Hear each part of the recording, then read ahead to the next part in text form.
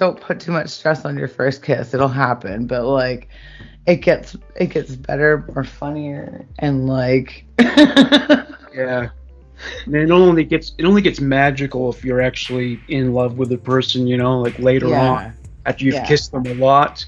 But usually the first kiss. True. I prefer women, but I want a guy to force himself on me. I am open to trans women doing the same, but I don't see too many of them wanting. Oh, some of them do like work off the side because like some of them are actually sex workers. So like there's never a shortage for someone to take a nice 40-year-old hairy man aside and take him. just really take him. Is one last kiss, but she won't let me have it. I want to get over her, but I can't. I need help. Hey, this is Morgan Rector. Join me and my co-host Rosanna Chilton for the Confession Post podcast.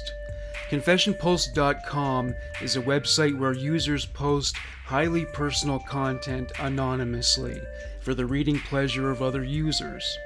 On this podcast, Rosanna and I read confessions from the site and give our analysis. You can listen to the Confession Post podcast on Apple, Spotify, YouTube, and wherever else you get your podcasts. Thank you.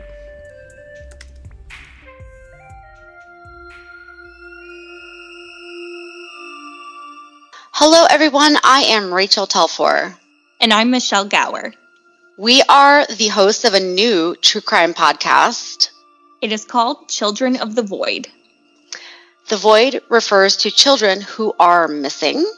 And children who have died under mysterious and suspicious circumstances. Sometimes parents know nothing about what has happened to their child. And sometimes they seem to know more than they let on. Like Casey Anthony. And the John Benet Ramsey case. We are determined to do our part to find missing children. And the truth when the story of their disappearance doesn't hold up. Together, we will blast the shadows with light so that no more children disappear into the void. Children of the Void debuts in September. Join us so we can all make a difference. Please subscribe. Until then, I'm Rachel Telfor. And I'm Michelle Gower. You can catch Children of the Void on Apple, Spotify, YouTube, and everywhere else you get your podcasts.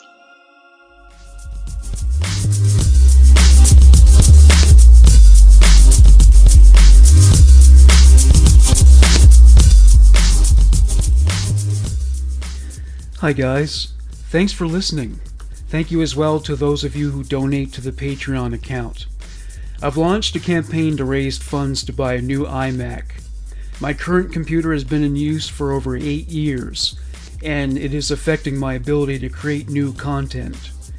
As previously stated, my Patreon account can be found at www.patreon, that's patreon.com/Leader1, Leaderone.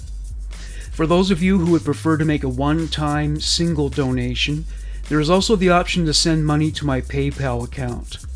The email address to send it to is Morgan Rector, my last name spelled Rector, 331, Morgan Rector 331 at hotmail.com. Remember, any amount is fine. If $1 one time is all you wish to donate, it would be gratefully accepted. Thank you for all your support, whatever forms it has taken. Enjoy the show.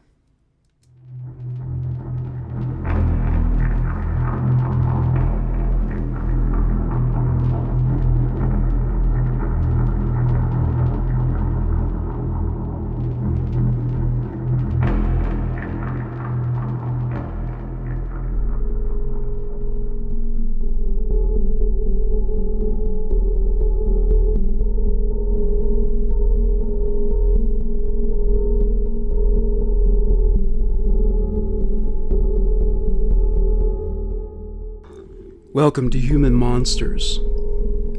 Part 1. Genesis. Marcus Wesson was born on August 22, 1946, in Kansas City, Missouri. He was the oldest of his parents' children. His family changed address frequently, with cities in California among the many municipalities in which they settled. A change of address usually came about without warning due to evictions. His father, Ben, did not work steadily. He made do with the disability pension he received after being injured as a soldier during World War II. Otherwise, he did odd jobs. Marcus's mother was a nurse. His mother, Carrie, was the disciplinarian. She was physically abusive, hitting the children with switches, belts, and extension cords. She was fanatically religious. Not only did the family attend church services habitually, but Carrie conducted Bible studies at home throughout the week. She also expressed her faith through writing and was prolific in this practice. Her objective was to write a version of the Bible that a 12-year-old would understand. She focused on the book of Revelation and Daniel in the Old Testament. She dedicated much of her writing to speculations on what would transpire during the end times. She was a devout follower of Ellen G. White, who was a prophet of the Seventh-day Adventists. White's lessons emphasized the end times and the second coming of Jesus Christ. Marcus and his siblings were baptized into the Seventh-day Adventist Church. Marcus's religious faith would go on to dominate his thinking and his life. His children would be indoctrinated to the same degree, though his beliefs would take a significant detour from what he was taught by his mother. Marcus was remembered as a shy and awkward child with a stutter. He overcame the stutter as he grew in confidence. His sister has said he was caring and thoughtful. He even brought home stray animals, especially those that were injured and or sick.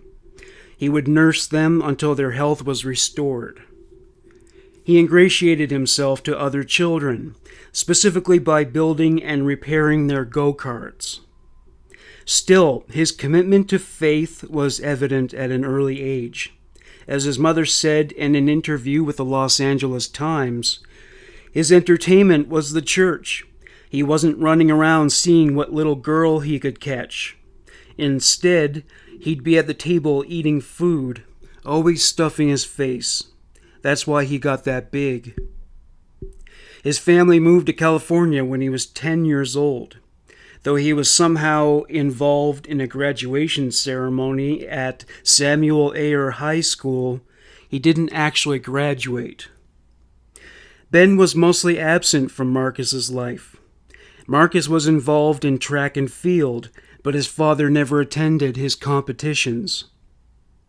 In fact, Ben Wesson was an abusive, sadistic, and neglectful alcoholic, as Marcus's sister, Cheryl Penton, verified during his trial. She said he failed to turn up for her 8th grade graduation because he was inebriated.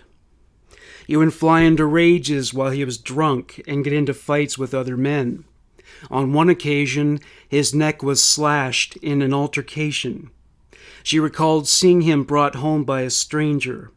Ben was bleeding and nearly on death's door. This didn't represent the worst of Ben's behavior. Some of his interactions with his children were inappropriate. To quote Cheryl, he was a super mean alcoholic. He would just hug and kiss all the time. You'd have to kind of run up the stairs or something. She refused to dub him a child molester, but as an adult she knew that some of Ben's conduct with his children crossed the line. In the late 1960s, relatives from Alabama went to live with the Wessons in San Jose.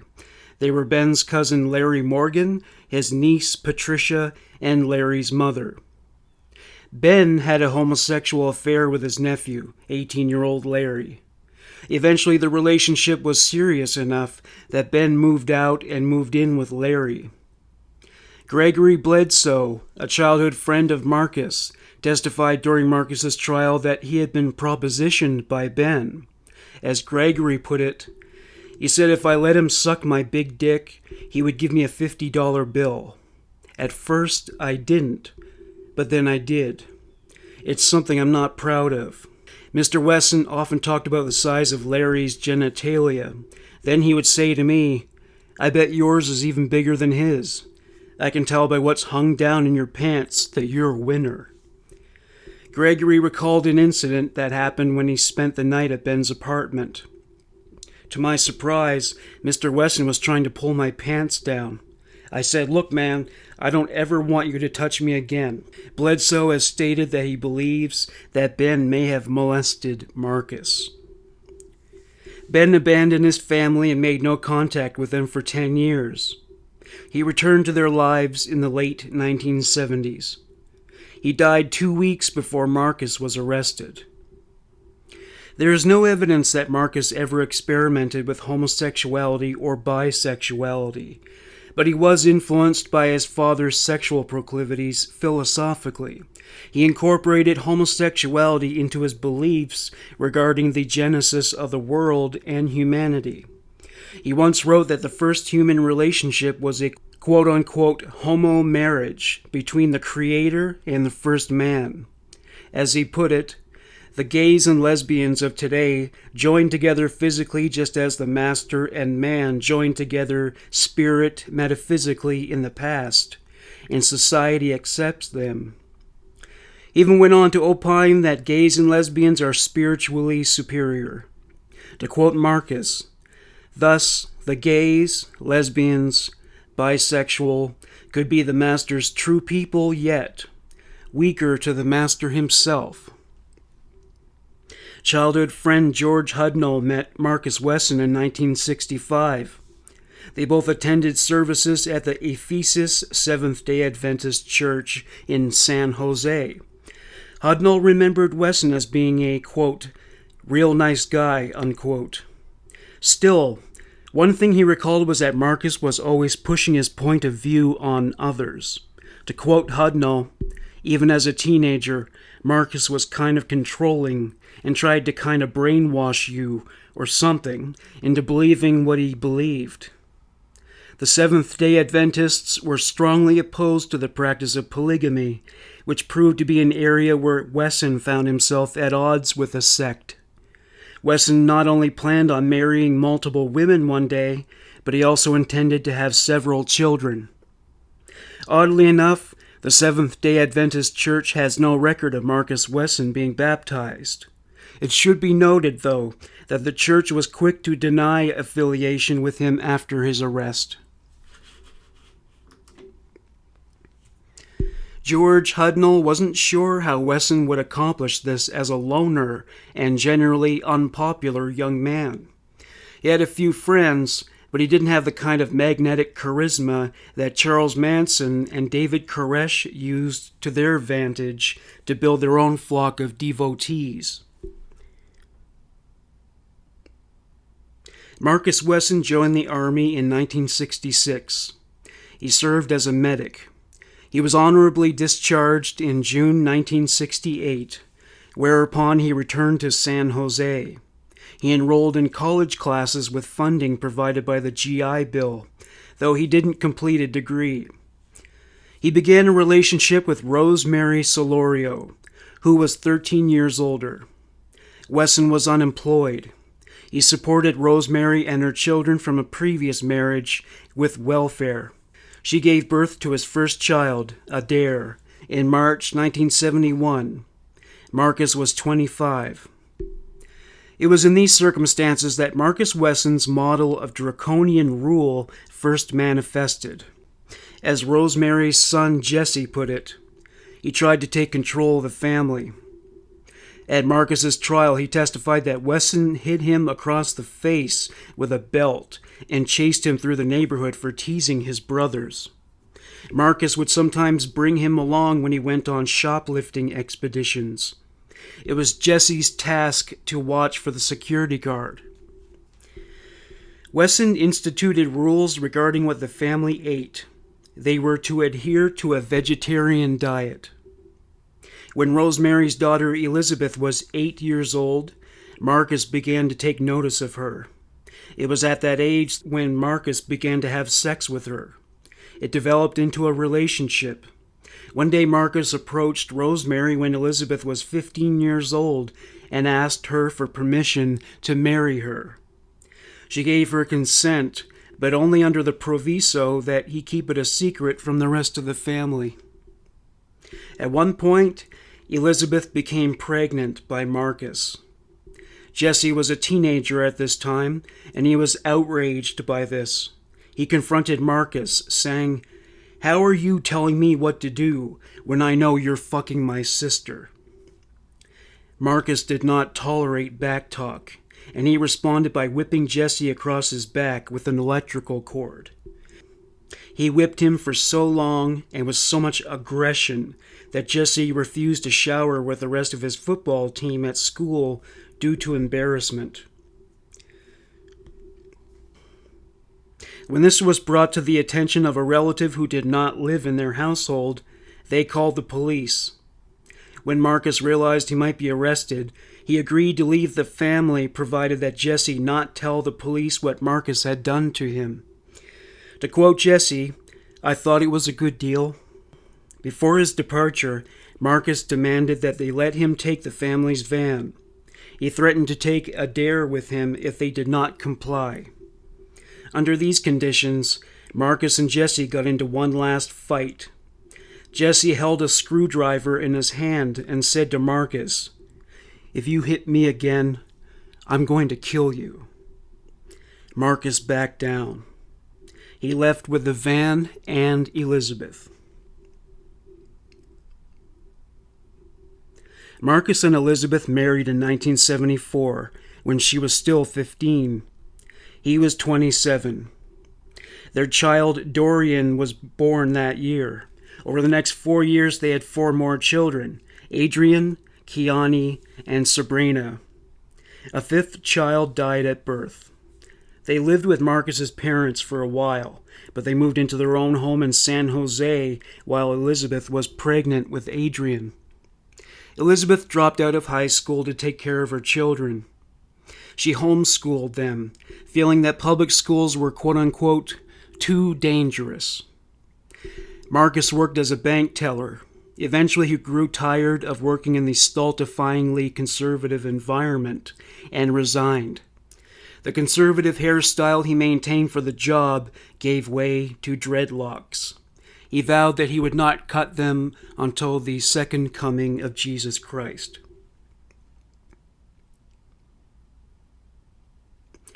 Judy Harden was 11 years old when she lived across the street from the Wesson family in San Jose in the late 1970s. She commented on Marcus's parenting style.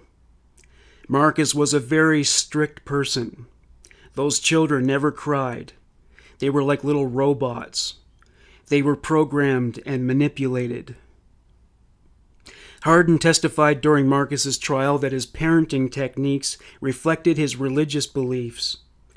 It was twisted. Men are kings of their households.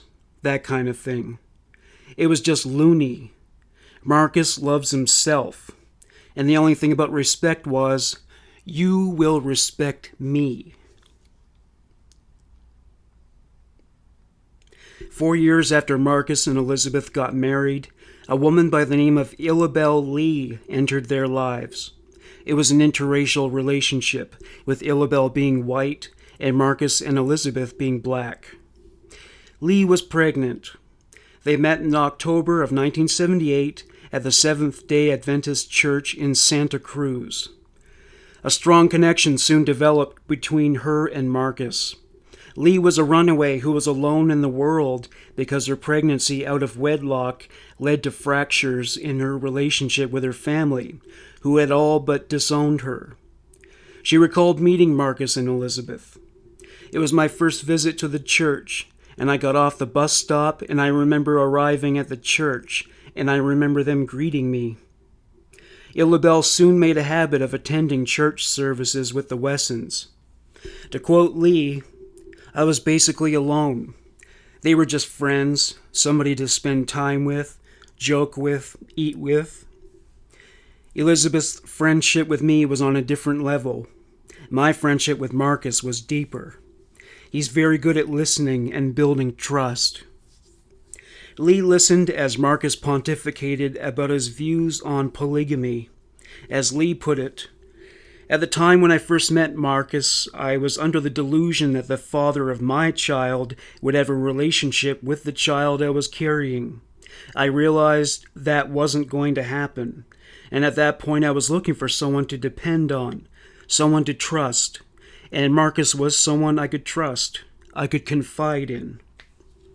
Illabelle and Marcus's connection became sexual at the end of 1979. To quote Lee, "It wasn't discussed or decided upon, it just happened. He likes to hug, and people need hugs. And then he would hug, and it would be a hug and a squeeze. Eventually you begin to cross lines. I remember he came to my apartment, and he kissed me. And I remember he was touching me, and we had partially disrobed. I don't remember if this was our first sexual encounter. It might have been. There was oral intercourse. They would continue with their sexual relationship until she left California in 1983. Before then, Illabelle fell in love with Marcus, and the feeling appeared to have been mutual. As Lee recalled, he told me that he loved me. I knew he loved Liz as well. It was my understanding that Elizabeth knew about it. The word used to describe me during our relationship was mistress, not wife. Marcus wrote a love letter to Illabelle on May 14, 1982. He asked her to become his second wife. He told her it was natural for a man to have several wives, and quoted scripture that he claimed reinforced this belief. He said, "My marriage to you was one of acceptance through Christ, for there is no Bible-appointed ceremony. Yet, my conformance to Romans 13, 1-7 is not in breach. For God said, 'Be fruitful and multiply.'" He went on, "Isabel, you, Liz, and all the children are my kingdom. Christ has many individual marriages, but together they are his kingdom. Many use the adage that if God wanted man to have more than one wife, he would have more than one for Adam, and that, quote, 'they twain shall be one flesh,' unquote, not 3 or 4 or 5. I say this, for the same reason he put one tree of life, or Jesus did not marry, is the reason he gave Adam one wife. He knew the woman would sin and then give 4 or 5. However Elizabeth may have felt about Marcus's feeling regarding polygamy, she wasn't happy about his involvement with Illabelle. Illabelle has said that she and Marcus only engaged in oral sex. She said it was in deference to Elizabeth, who did not allow Marcus to have children with Illabelle. As Elizabeth put it, he cherished her, and he didn't cherish me. I felt like she was a 9, and I was a 3. I didn't feel like I could ever measure up.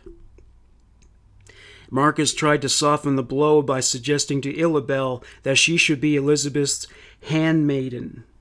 Illabelle explained the specifics of this arrangement. I was supposed to be Elizabeth's servant or something. I took that as I was not a threat to their relationship, that my relationship with him was secondary. I don't think it was meant that I was supposed to be doing errands or her bidding. It's fine that Liz was a 9, but I wanted to be an 8 or an 8.5. And I was never able to reach that level. So, combine that with being handmaiden to Elizabeth, and that's why it ended. Still, Illabelle feared the consequence of withholding money for sexual intimacy from him. She didn't want him to end their relationship. As Illabelle put it, he was a father figure, a confidant, a husband-like individual. I was psychologically dependent on him. Realizing he would not give her the commitment she wanted, she moved out of state to start a new life. Nevertheless, When she testified at his trial, she referred to him as one of the greatest influences on her life. The late 1970s was a time of transition for Marcus Wesson.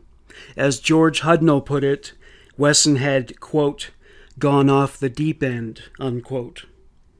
Wesson became so overprotective of his children, he would not allow them to socialize with outsiders.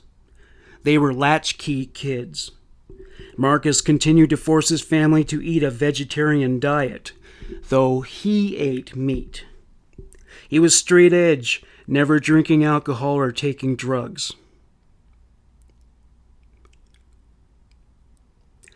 By the time the late 1980s rolled around, Marcus and Elizabeth had had 11 children. 2 of them died. Stephen was stillborn, and Donovan died from spinal meningitis at the age of 6 months. Marcus vowed that he would never work again.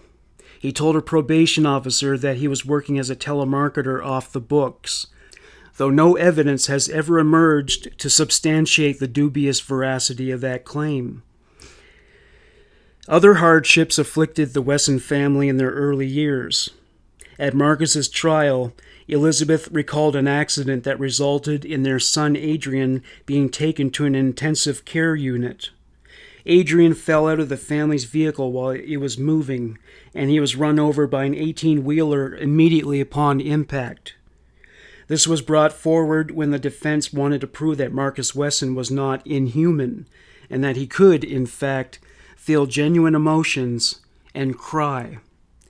He also cried when their daughter Kiani was born prematurely and when his father died from cancer. 1995.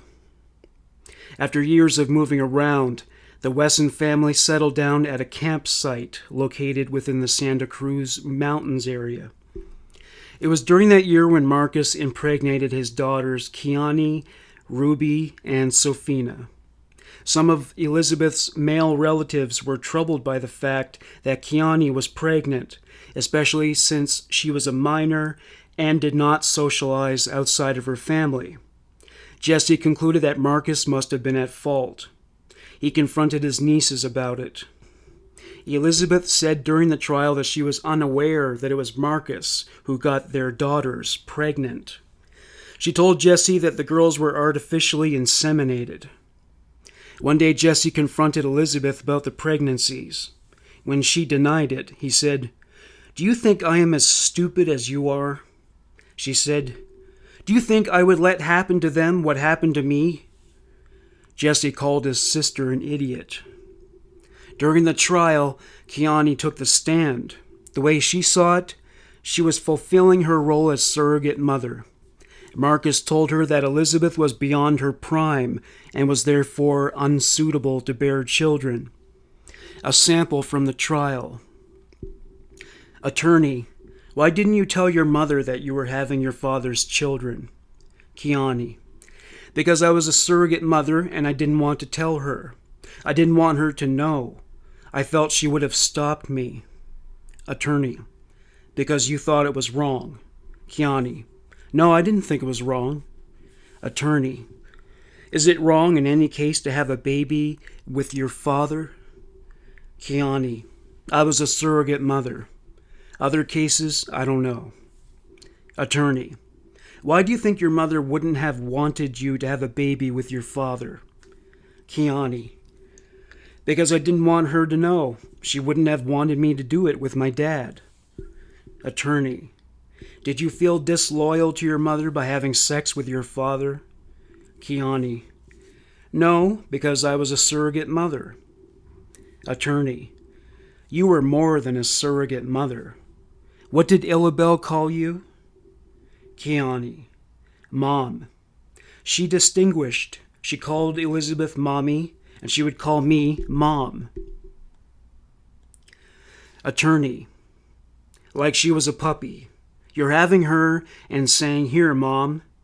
What was the difference between you having Illabel and someone picking out a puppy?"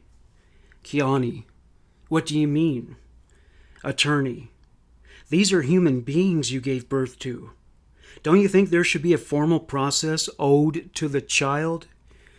Kiani: there was. I had a child. I gave it to my mom.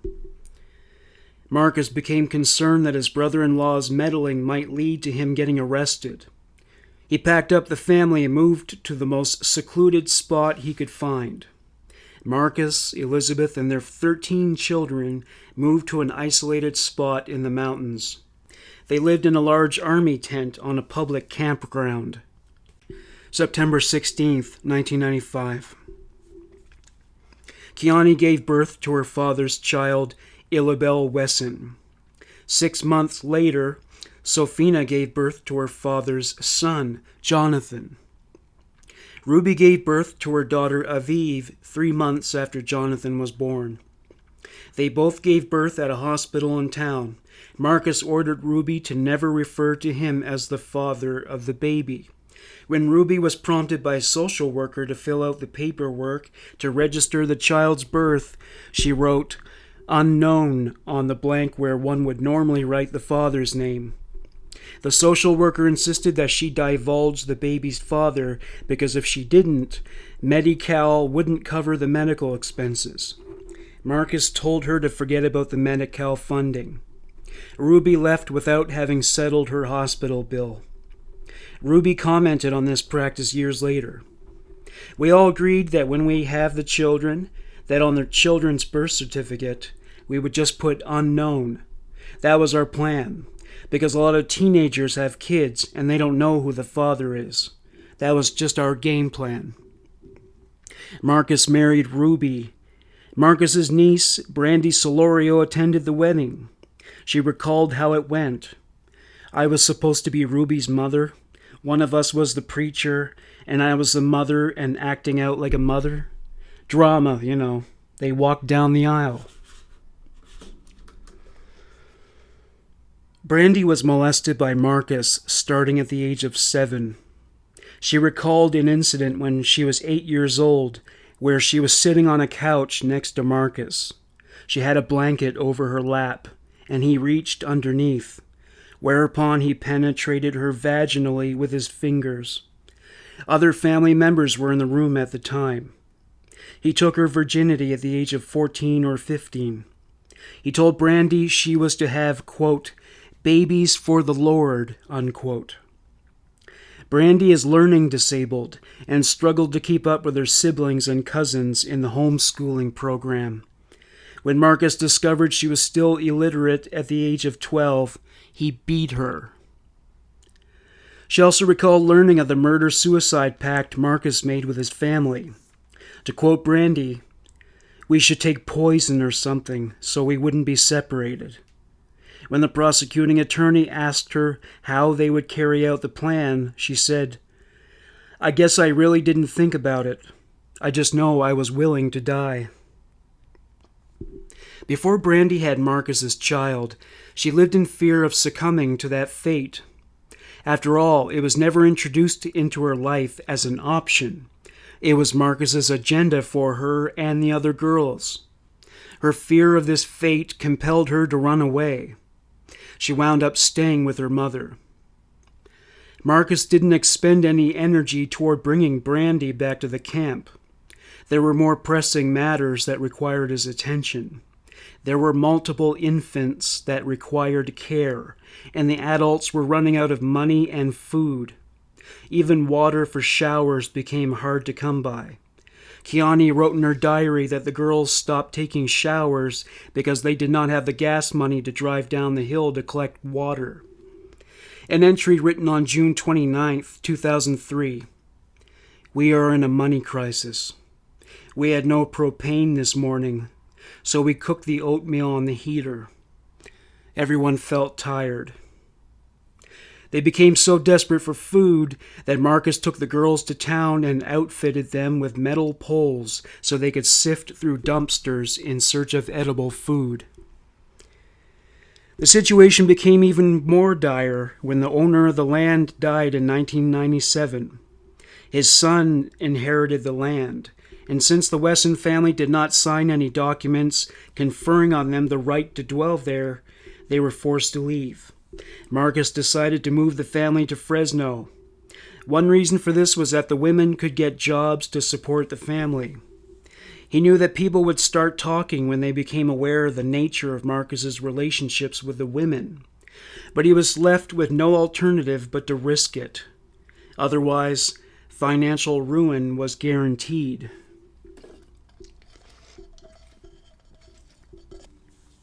The family had lived in Fresno before, but always on a temporary basis.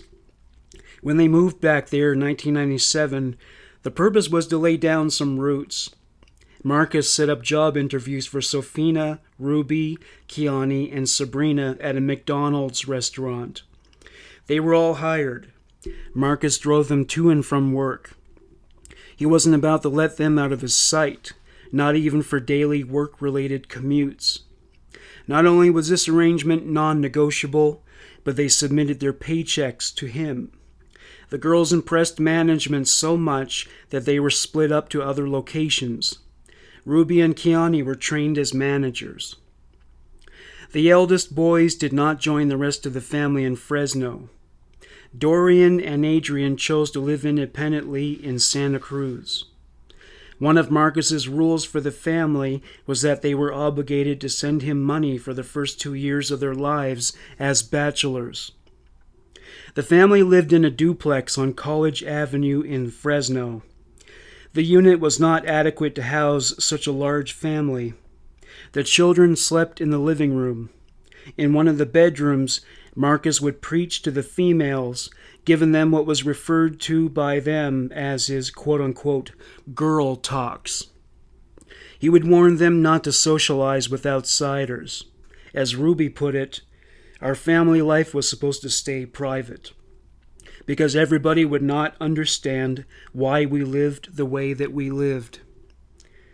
Marcus became even more distrustful of his daughters and nieces than ever. If he ever caught them socializing with men, he would beat them with a small wooden bat. The transgressor in question was to lift her skirt, and he would lash her with 21 strikes.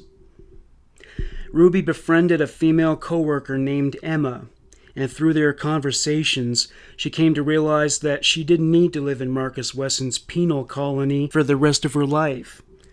Marcus told her that she was one of his wives, and that her only choice in life was to remain at his side. After a couple of months, Kiani was no longer working at the same location as Ruby. One day before Marcus was due to pick up Ruby, she left work early and departed with Emma. Emma welcomed her into her home and allowed her to spend the night. Eventually, Elizabeth discovered Ruby's whereabouts. Emma's family owned a store in town, and Ruby was working there. Elizabeth confronted her there. "You need to come outside and talk to Marcus." Ruby said, "I don't want to talk to him. I'm not going back there." Elizabeth said, "Mia, you have to come out and talk to him. You just need to tell that to your dad. Just come out and talk to him." Ruby went outside. Marcus was sitting in the driver's side seat of the family's van. Ruby walked to the passenger side. She said to him, "What do you want to talk about?" Marcus, "Come inside so we can talk." Ruby, "No, we can talk right here. I don't want to go back." Marcus, "I promise. Just come inside the van. I promise we're just going to sit right here and talk." Ruby was reluctant, but she got into the van. Elizabeth jumped into the car on the passenger side, effectively eliminating Ruby's escape route. Marcus drove them away. He sped all the way back to the family's duplex. When they arrived at the back alleyway adjacent to the duplex, he gestured to Elizabeth, implying that he wanted her to leave the van. She was worried about what he would do to Ruby. She said, "Marcus, don't do anything." He said, "Don't worry, Bea. I promise we're just going to talk." Elizabeth said, "Okay." She got out of the van. Marcus asked Ruby why she ran away. She said she didn't want to live with him anymore. His response, "Let's go upstairs and talk." Once they were inside, he took Ruby to his bedroom. Elizabeth was there. He asked her to leave the room. When she did, Marcus closed the door behind her. Ruby told Marcus that she wanted to get married and start a family of her own, one that didn't involve inbreeding with her uncle. Marcus, you are already married. If you leave me, you will be committing adultery. Ruby, I don't want to live here anymore. I don't want to be your wife anymore. Marcus, well, you are my wife. He punched Ruby in the head and stomach repeatedly.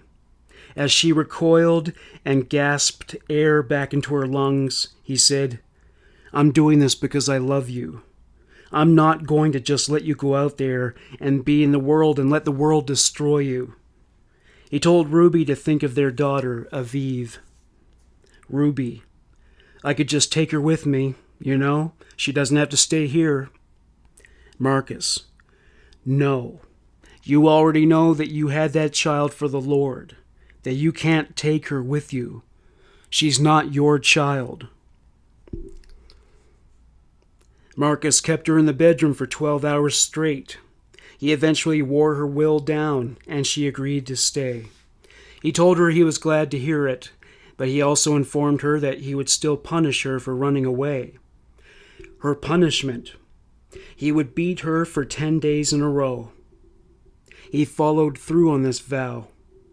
After the 10 days, she was unable to sit. Marcus thrashed her with a miniature bat. She was black and blue all over her body. He allowed her to keep working, but at a new business. He got her a job at another fast food restaurant, this time in another town. With the money his women and children were earning, Marcus purchased a boat called the Sudan. He would travel back and forth from Fresno to Marshall and back. He continued to abuse the women and children. The corporal punishment became more and more severe and unpredictable. To quote Ruby, he would tell me stuff like, I know that you're talking to men. I don't know why you want to keep talking to them. And he would say things like, you're not even that pretty. Just because you have a pretty face, that doesn't mean that any man is going to want to live with you and love you. Between 1997 and 1999, Marcus traveled on his boat. The women worked seasonal jobs at the Marconi Conference Center near Marshall. They worked fast food jobs during the winter months. Ruby tried to run away in 1998 before Marcus made an attempt to carry out a murder-suicide on the Sudan. On that day, Ruby was alone on the boat, something that did not happen often. Sofina, Kiani, and Almay were at work. After seeking many options to find a place to stay, she went to her mother Rosemary's house. Rosemary encouraged Ruby to return to Marcus. She said, That's what made you happy, so you need to go back. Ruby told her mother that Marcus was the biological father of Aviv. She also told her that Marcus had been physically abusive with her. Rosemary didn't react at first. After a pause, she said, Well, Ruby, you made a choice that you wanted to marry him. Ruby began to cry. She said, Please, Mom, just listen to what I'm saying. Rosemary did not budge from her position. She insisted that Ruby return to Marcus. Ruby went on to stay with her brother and his wife for a short time. Eventually, Elizabeth found out she was there. Ruby was resistant to the idea of returning to Marcus, but somehow Elizabeth persuaded her to agree to meet with Marcus at a restaurant. Ruby told Marcus the reason she ran away was that she was unhappy and did not want to remain married to him. Marcus insisted that the real reason she ran away was to be with one of the men she worked with. Ruby denied this. He then said, Well, what about Aviv? Ruby said, What do you mean? You always said I can't take her with me. Marcus said, Yes, but you still have a responsibility to her and to the other children. He went on to say that she needed to stay with the family to raise the children for the Lord. He told her after 4 hours that he was going on a boat trip the next day and that they would resume their conversation when he returned. He told her to stay at her mother's home in the meantime. Ruby didn't want to, but she agreed to stay there.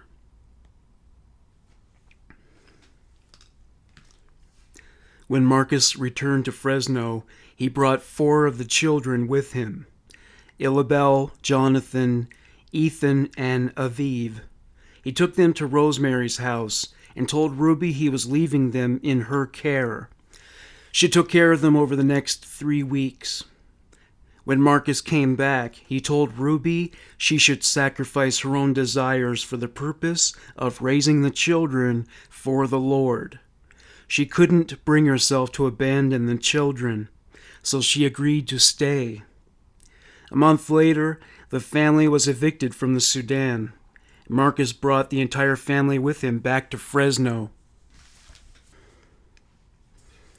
Marcus moved the family to a house that had been gutted by fire and was deemed uninhabitable.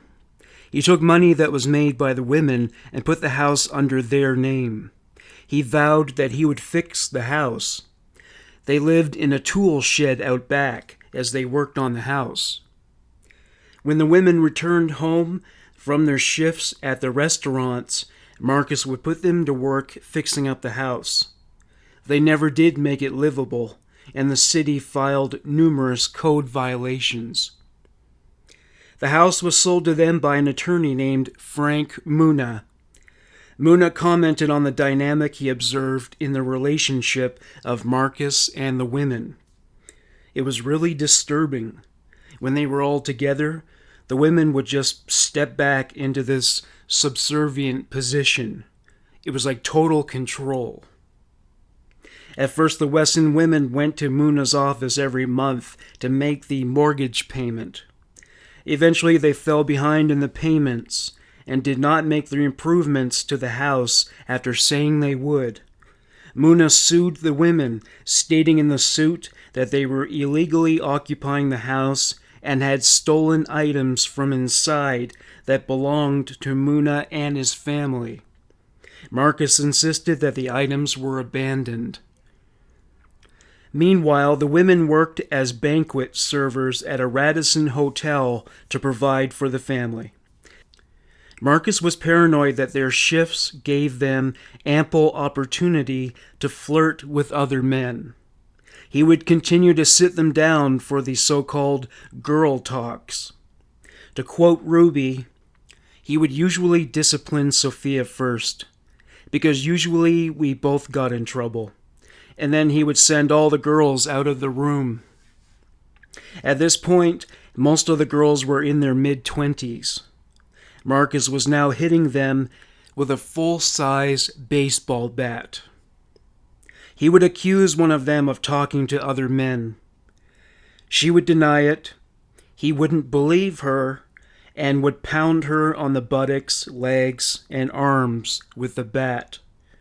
Ruby's work uniform covered up the bruises on her arm. She would wear black stockings and long skirts to hide the marks on her legs. It would have gotten worse had Ruby's secret found its way to Marcus. She was not only talking to a male coworker, she was in love with him. She feared that if Marcus ever found out, he would kill her. She decided she would run away for a third time, and this time, nothing could stop her, even if it meant leaving her child behind. On the day of her escape, she got off work early. Her boyfriend took her to his mother's house. Ruby severed all ties to her past. She didn't even return to her job at the hotel. She stayed at her boyfriend's mother's place until she and her boyfriend found an apartment together. Once Ruby was settled, she called Elizabeth to tell her she was okay. Elizabeth scolded her for leaving Marcus's family. She put Marcus on the phone. He said to Ruby, "You need to come home. You're my wife, and you need to come home to your husband." Ruby told him she was not going back, and that she had married someone else. Marcus became enraged. He told her that the Lord did not recognize her marriage because in God's eyes she was already married. Ruby said she didn't care. She also told him she wanted Aviv to live with her. Marcus said, "You know, I can't do that. They are children for the Lord, and I'm not going to let my children be raised out in the world." Now Ruby was enraged. She raised her voice to her uncle for the first time in her life. "You don't understand what I'm trying to tell you. I don't want to be with you, and I'm not your wife." With that, she slammed the telephone handset into the cradle. Marcus and what remained of the family were forced to leave the house. After selling the house and paying a settlement to Frank Muna, they looked for a new place to live. Sofina was deeply unhappy. She had been rebellious, and Marcus forbade the other girls from talking to her, feeling that she was a bad influence and that the girls might emulate her. While Sofina worked at the Radisson, she became friends with a man named Milton, who worked as a cook in the hotel's restaurant. The other Wesson women who observed her talking to him reported this to Marcus, like his very own Hitler Youth. She was 26 years old, but Marcus did not consider her to be too old to be whipped for her transgressions. The way he saw it, he was still married to his niece, and she was therefore committing adultery. By then, this didn't concern Sofina. Milton was the only person in her life who treated her with respect and kindness. It was worth taking beatings from Marcus. She confided in Milton, telling him about the abuse and how the other women in the Wesson household wouldn't speak to her. At one point, Wesson would not even allow her to have contact with her son Jonathan. This was the most painful part of the situation. She was told by him that she could spend time with him on Mother's Day, but even this promise was not kept. Jonathan made a gift for Sofina, but it was given to Elizabeth. One day when Sofina arrived at work, Milton gave her his car keys. He said, "Go sit in my car and chill out for a while." After she got in the car, Milton came out to the car a few minutes later. She said to him, "My dad is very strict. If he knew I was even talking to you right now, I would get in so much trouble." Milton, "What kind of family are you from?" Sofina, "You don't understand.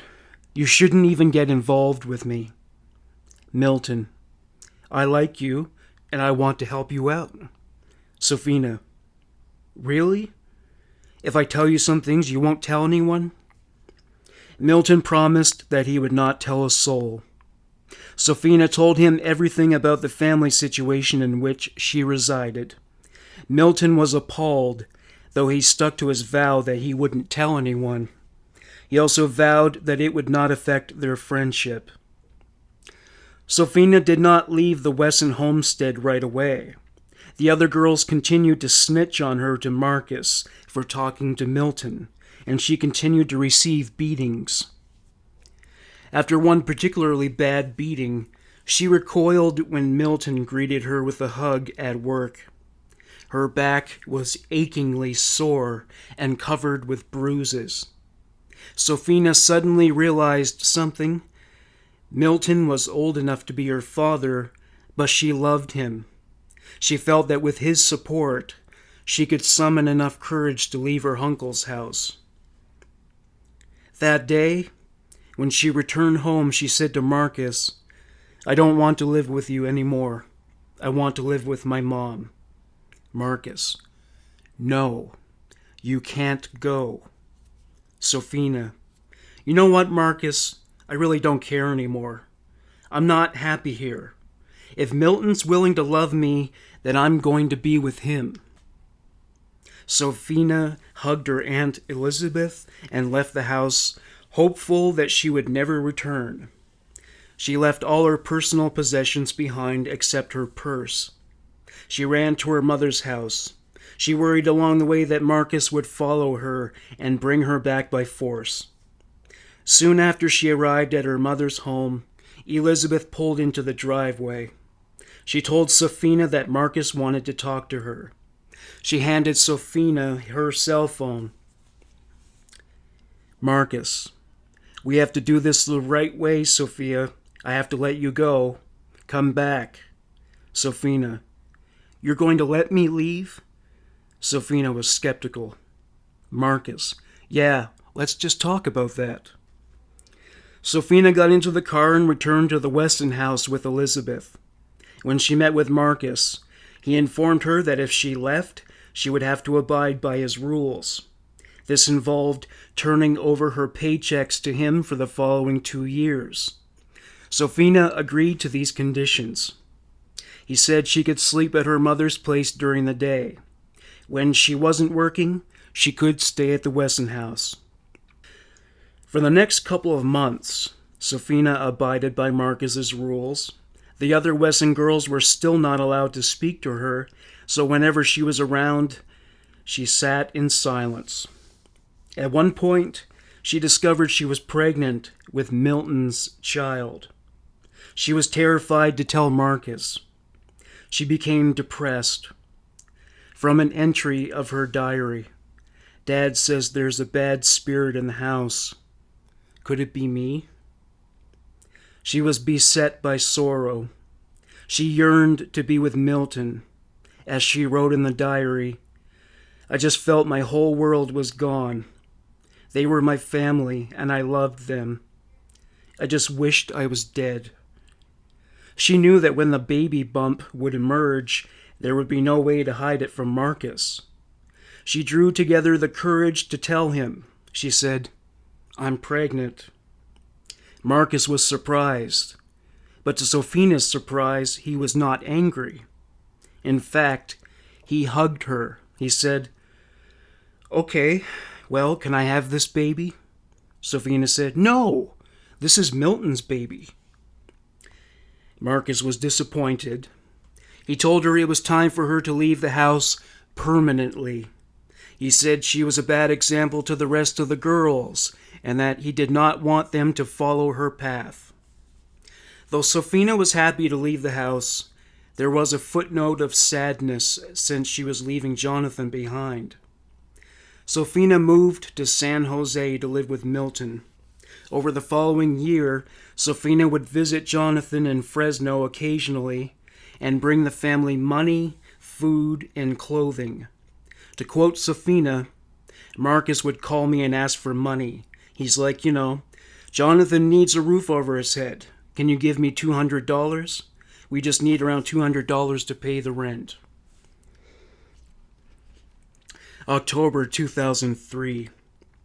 Marcus purchased a home and put it under Rosa Solorio's name.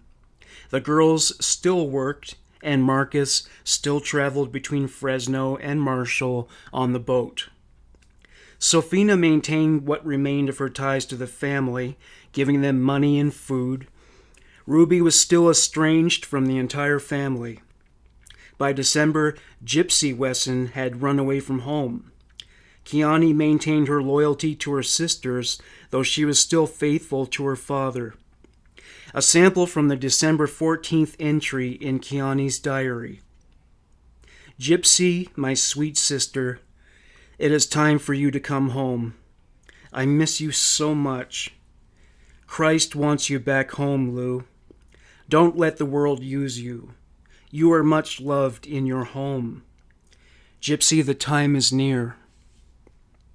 On that same page, she wrote, "Ruby, my love forever, you know the time is here for you to return. Come home now. God has a mission for us. Ruby, I know you feel it too. I love you. We will be together as a family soon."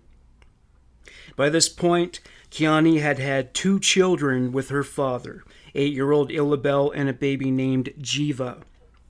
So much sadness was embedded in her life that her biggest sources of joy were eating ice cream and watching movies. She was always tired. Meanwhile, Marcus was pampered like a king. Not only did he eat better than the rest of the family, but the women scratched his head and armpits as he sat in the living room. Though the males of the Wesson family were more privileged and less abused than the females, there were rules that they too were required to follow. When his son Almay, at the age of 23, began a relationship with one of Elizabeth's nieces by marriage, Marcus issued a strongly worded rebuke, stating that he dishonored his parents and committed adultery. He said that he set his sons free and that they were to stay away from the females of the house.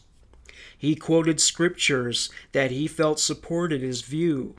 He said that if Almay did not discontinue the relationship with Elizabeth's niece, they would say a family prayer that would lead God to remove the offending entity.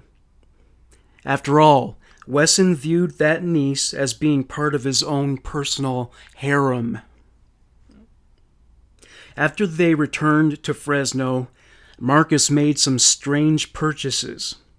He bought 10 large mahogany coffins, an old rundown limousine, and a yellow school bus that he equipped with a hot tub. The owner of the store that sold the coffins recalled that the women loaded the coffins into the school bus. Marcus didn't do anything. Marcus told him that they were going to decorate their houseboat with wood cannibalized from the coffins. Rosa explained the rationale that was conveyed to her at the time for buying the coffins. We had coffins in the home because, at the time, we were looking into buying more boats. We were going to have some as armoires, like as closets for hanging clothing, and our furniture that we were going to build on the boat. The coffins were never used for that purpose.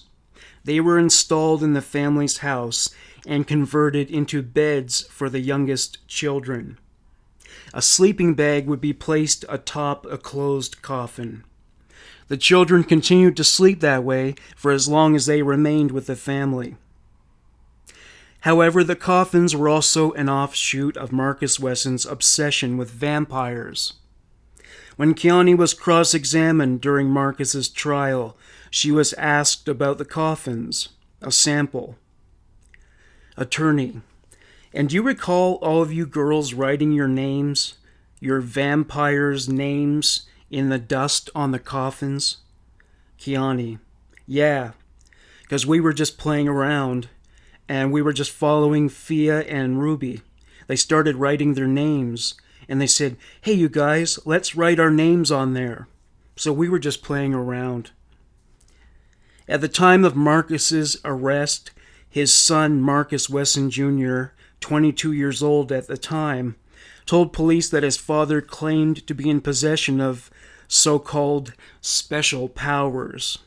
He told them he had the ability of mental telepathy and that he could channel the presence of his deceased relatives. As Marcus Jr. put it, he knew when I was suffering. He says the Lord tells him everything.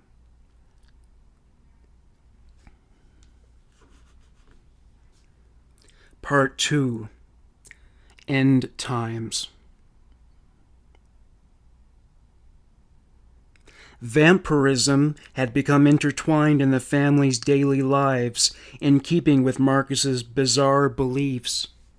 Though the older children saw it as a game, the youngest ones knew it was serious. Not only were they sleeping on coffins, but they lived nocturnal lifestyles. Marcus gave the children monikers that were associated with vampires. For example, Jiva was a portmanteau of Jesus and vampire. Sedona and Marshy were named after characters in their father's book, a 1,000-page Bible for vampires. All the children in the household were strictly monitored and controlled by Marcus. They were not allowed to play outside. Their neighbors commented later that they were unaware that there were so many children living in the house. Marcus was a fervent believer in polygamy and incest. He told the women in his family that it was his charge to instruct them on how to please a man. He also felt he was responsible for preparing them for marriage. The girls wore rings he gave them. Whenever the whim caught him, they would clean his dreadlocks and scratch his armpits. He married almost all of his daughters and nieces. The youngest of the children were both his children and grandchildren. Providing for the family was never easy. Wesson was convicted for welfare fraud in 1990, though the family continued to receive benefits from the government. They also relied on money the women earned from their jobs, as always. March 12, 2004. When Sofina Solorio and Ruby Ortiz found out the Wesson family were about to be evicted, they acted to regain custody of their children. Of course, Marcus would not relinquish control over the children without a fight. Bearing this in mind, the women were accompanied by several maternal male relatives. Their plan: they would demand that Marcus turn over the custody of the children to them. If he refused, they would simply grab the children and flee. The men they brought to the situation would deal with Marcus if he tried to retrieve the children. When the women and their male relatives were going over the plan at Ruby's house, Elizabeth showed up unexpectedly. They told her they were having a barbecue. She told Elizabeth they had to go on a shopping trip to get supplies for the barbecue, and that she should just wait at the house for them. The truth was, they went to the Wesson house to get the children. An hour later, Elizabeth received a call from her nephew's girlfriend. She said to Elizabeth, "Elizabeth, this can all end. You can get out of the situation. You can all leave." Elizabeth was unable to process this information at first. After a pause, Elizabeth said, "I've got to go. I've got to go." Sofina and Ruby arrived at the Wesson home unsure as to how things would go. They knew Marcus would not willingly give in to their demands. He was still hell-bent on creating a pure vampire race. What he had going against him was that his name did not appear on any of the birth certificates. Sofina and Ruby brought their children's birth certificates along with them should the police turn up. Sofina was the one who was deputized to enter the house. She regularly brought supplies to the family, so her presence in the house did not raise an eyebrow. When she arrived, Marcus and 3 of the older girls were hard at work on refurbishing the school bus into an RV. Marcus planned on taking the family across America on the bus. Should a physical altercation have occurred, Sofina was not equipped to overcome Marcus. On that day, he was 57 years old, 5 foot 9 inches tall, and 300 pounds. Wesson's daughter Sabrina was holding a drill as she was working on the bus. Sofina's younger sister Rosa said, "Mom's not here right now." She was referring to Elizabeth. Sofina said, "That's okay." She walked past Marcus and entered the house. Once inside, she found her son Jonathan in the front room. She said, "Come on, Jonathan. You come with Mommy." She grabbed him by the hand. Rosa had followed Sofina into the house. She said, "What are you doing?" Sofina, "I came here for my son." Rosa became angry. "Rosa, you can't do this." Wesson's daughter Kiani, now 27 years old, entered the room and asked what was going on. Sofina said, "I just came here to get my son." Outdoors, Ruby and the others were talking to Marcus. Brandy Solorio's boyfriend Louis Garcia was secretly recording the conversation with a digital audio recorder. Marcus said to everybody, "So what do you guys think?" He turned to Ruby. "I need your passports now." Ruby, "Our passports?" Marcus, "Yeah, now." Ruby, "No, I want to see Aviv." Marcus, "Aviv wants you to get her passport." Ruby, "Why do you guys need her passport?" Marcus, "We get him every year, you know? You know how we always get him? We always get him. And she's been told... She said she's been contacting you because we want you." Marcus paused when he heard the sound of screaming coming from inside. Sophina and the other women were having a heated argument. Sophina grabbed her son's hand and led him out of the house.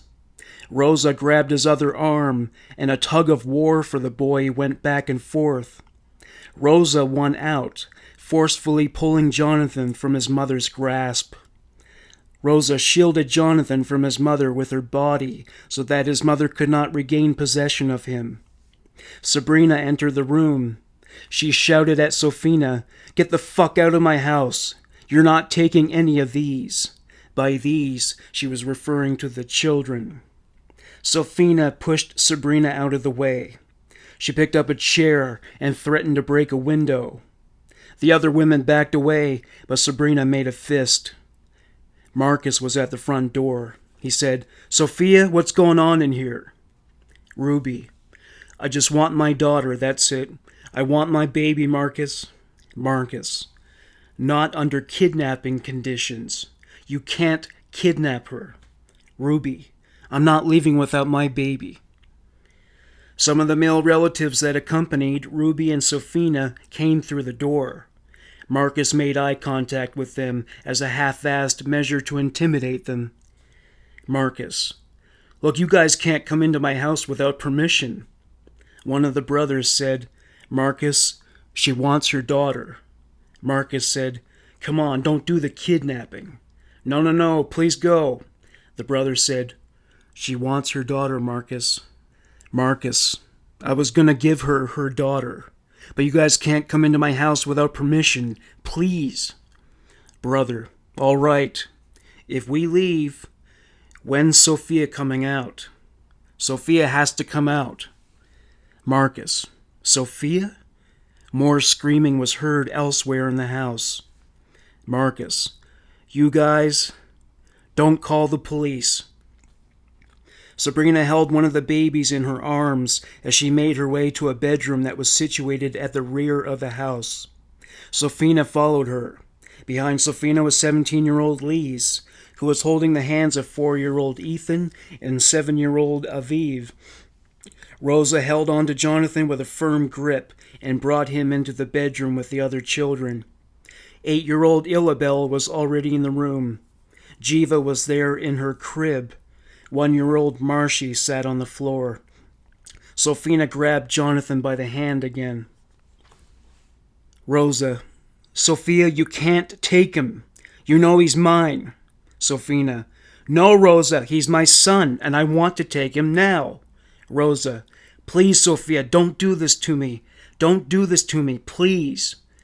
Lise said to the children, ushering them into the room, Shut up, get in here." Sophina, "You know, you don't need to talk like that. You don't need to be mean to them." Sabrina, "You know what? Shut up. And get the fuck out of our house, you fat bitch." Sophina, "If you want to get nasty, I'll get nasty. I'm taking my son out of here no matter what happens." Lise pulled Sophina's hair. Sophina screamed. Rosa, "Sophia, Jonathan doesn't want to go with you." Sophina, "Why don't you ask him?" Sophina turned to Jonathan. "Do you want to come with Mommy?" Jonathan said, "No." Tears welled up in Jonathan's eyes. Sophina heard Marcus calling her from the front door. She left the bedroom, followed by Sabrina, Lise, and Rosa. The children stayed in the bedroom. Kiani, "Ruby, why are you doing this? Why do you have to do this? Ruby, the cops are coming. We already called the cops. Sabrina, you're a whore and an adulterer. Bow down to your master. Kiani, yeah, bow down to your master. Sophina turned to Marcus. She struck him near his shoulder. She said, Marcus, what are they talking about? Bow down to your master? He didn't respond. Sabrina, bow down to your master. Sophina, Jesus Christ is my master. Sabrina, you don't know who God is. Sophina, Jesus Christ is not in this house, and I am taking my son. Sabrina and Lee started to taunt Sophina. They chanted, Judas, Judas, Judas.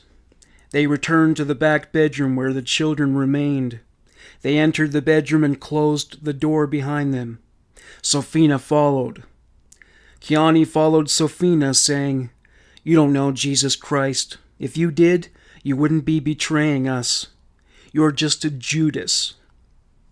Sophina heard shuffling sounds behind the door. She opened it, but Lise tried to push it shut from the other side. Sophina forced herself within the jamb, wedging herself halfway into the room. She saw Sabrina riffling through a brown leather bag. There was a large pile of clothes near the door. Kiani and Rosa pulled her out of the room, and the door was slammed shut. The fight escalated. 2 women from the Solorio family placed 5 calls to 911. Mary Salazar and Valerie Gonzalez made the calls with their cell phones. The first call was made at 2:13 p.m., but officers did not arrive at the scene until 2:35. Marcus summoned Sophina to the front door. He told her they needed to talk and that she could not take the children by force. He urged the women to sit down and talk it over. Sophina, okay then, let's talk.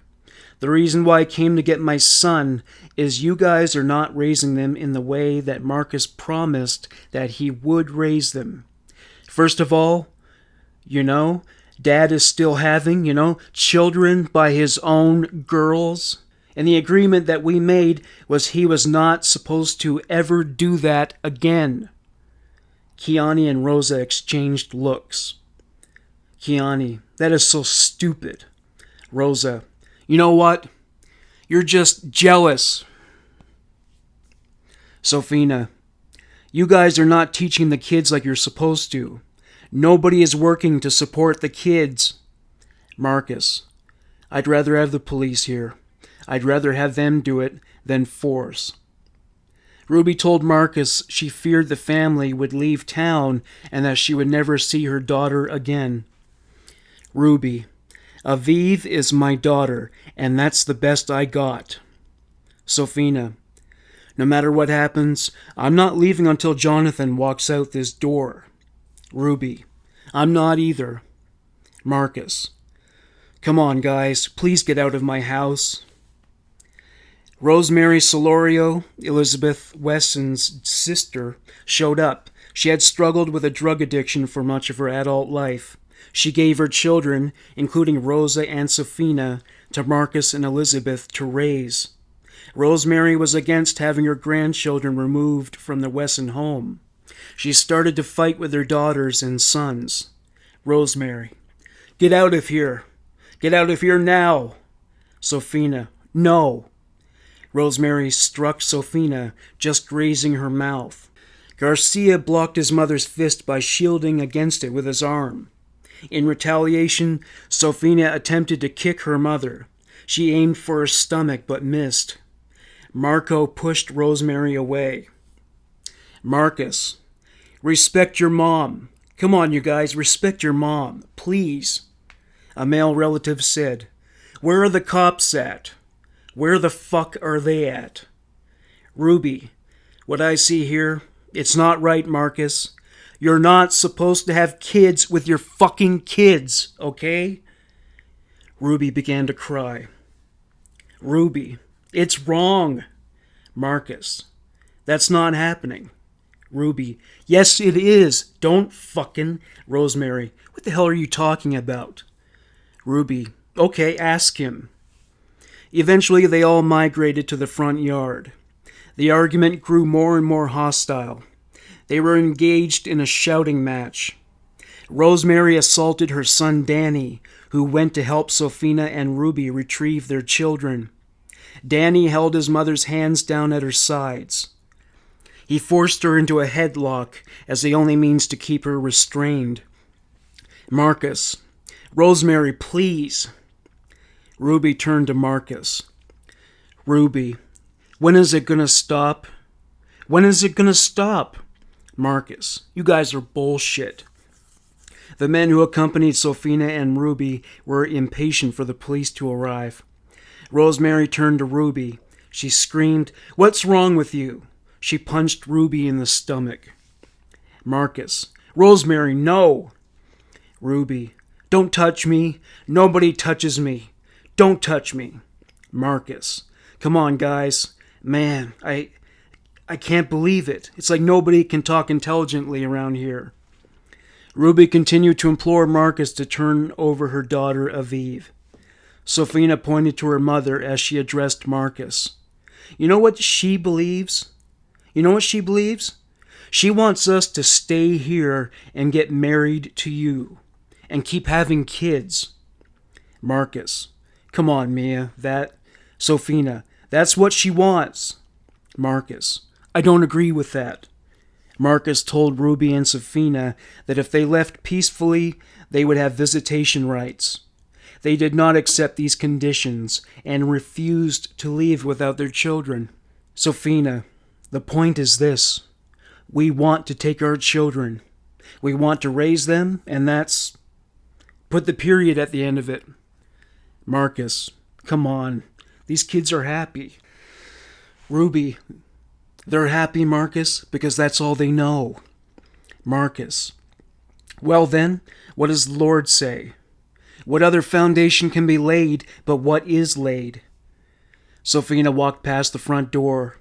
The sound of the women arguing inside continued. Marco, Sophia, get out of the house. Marco's foot was still wedged in the door jamb. A police cruiser pulled up in front of the house. Officer Frank Nelson got out and approached the front door. Nelson, all right, whose house is this? Marcus, this is our house. Sophina returned to the front door. She told the officer that she and Ruby just wanted to regain custody of their children. Sophina, we tried to, do this in a nice way. It was not working. That's why. Marcus, these guys are here to protect us from acting like idiots. Let's just make sure nobody gets hurt. Nelson, we'll just make sure nobody gets hurt. Sophina gestured to her brother Danny. He retrieved Jonathan's birth certificate from her car. Marcus, Sophia, you're not going to let... Marcus turned to Officer Nelson. Marcus, she has never had that baby. Danny handed the birth certificate to Sophina. She presented it to Officer Nelson along with her ID. Sophina R. Solorio. Officer Nelson. And we're talking about Jonathan? Sophina, yes, Jonathan. She said he would turn 8 years old the following Sunday. Marcus, we got to work this out. Sophia has the power to stop all of this. Officer Nelson told Marcus that unless he could provide court-issued documents that proved he had legal custody rights, he had no choice but to turn over custody of the children to their mothers. Marcus, yeah, see, this is what they've done. They've taken half of a story within their own lack of integrity, and they're presenting it to you. Ruby, I don't think they want to hear that. Marcus, they're presenting to you that they're the mother of the children, but they're not. Officer Nelson, yeah, hold on real quick. Nelson took a closer look at Sophina's passport. Nelson, this is Sophina Solorio. She's mom. That's what this says. So there is no question, unless somebody's got court papers here saying they're the guardian through the court, this lady gets her child. Nelson turned to Ruby. And that one gets hers. Marcus. That baby has never lived with her in her life. Ruby, you know you're not the mother of that baby. Ruby. I am the mother, Marcus. I have proof. Officer Nelson explained to Marcus that there was nothing he could do to stop the women from regaining custody of their children since nothing was done through the courts. Nelson. You can't just randomly say, I'm going to give you a baby and not have any kind of papers, a word of mouth, a handshake. That doesn't cut it.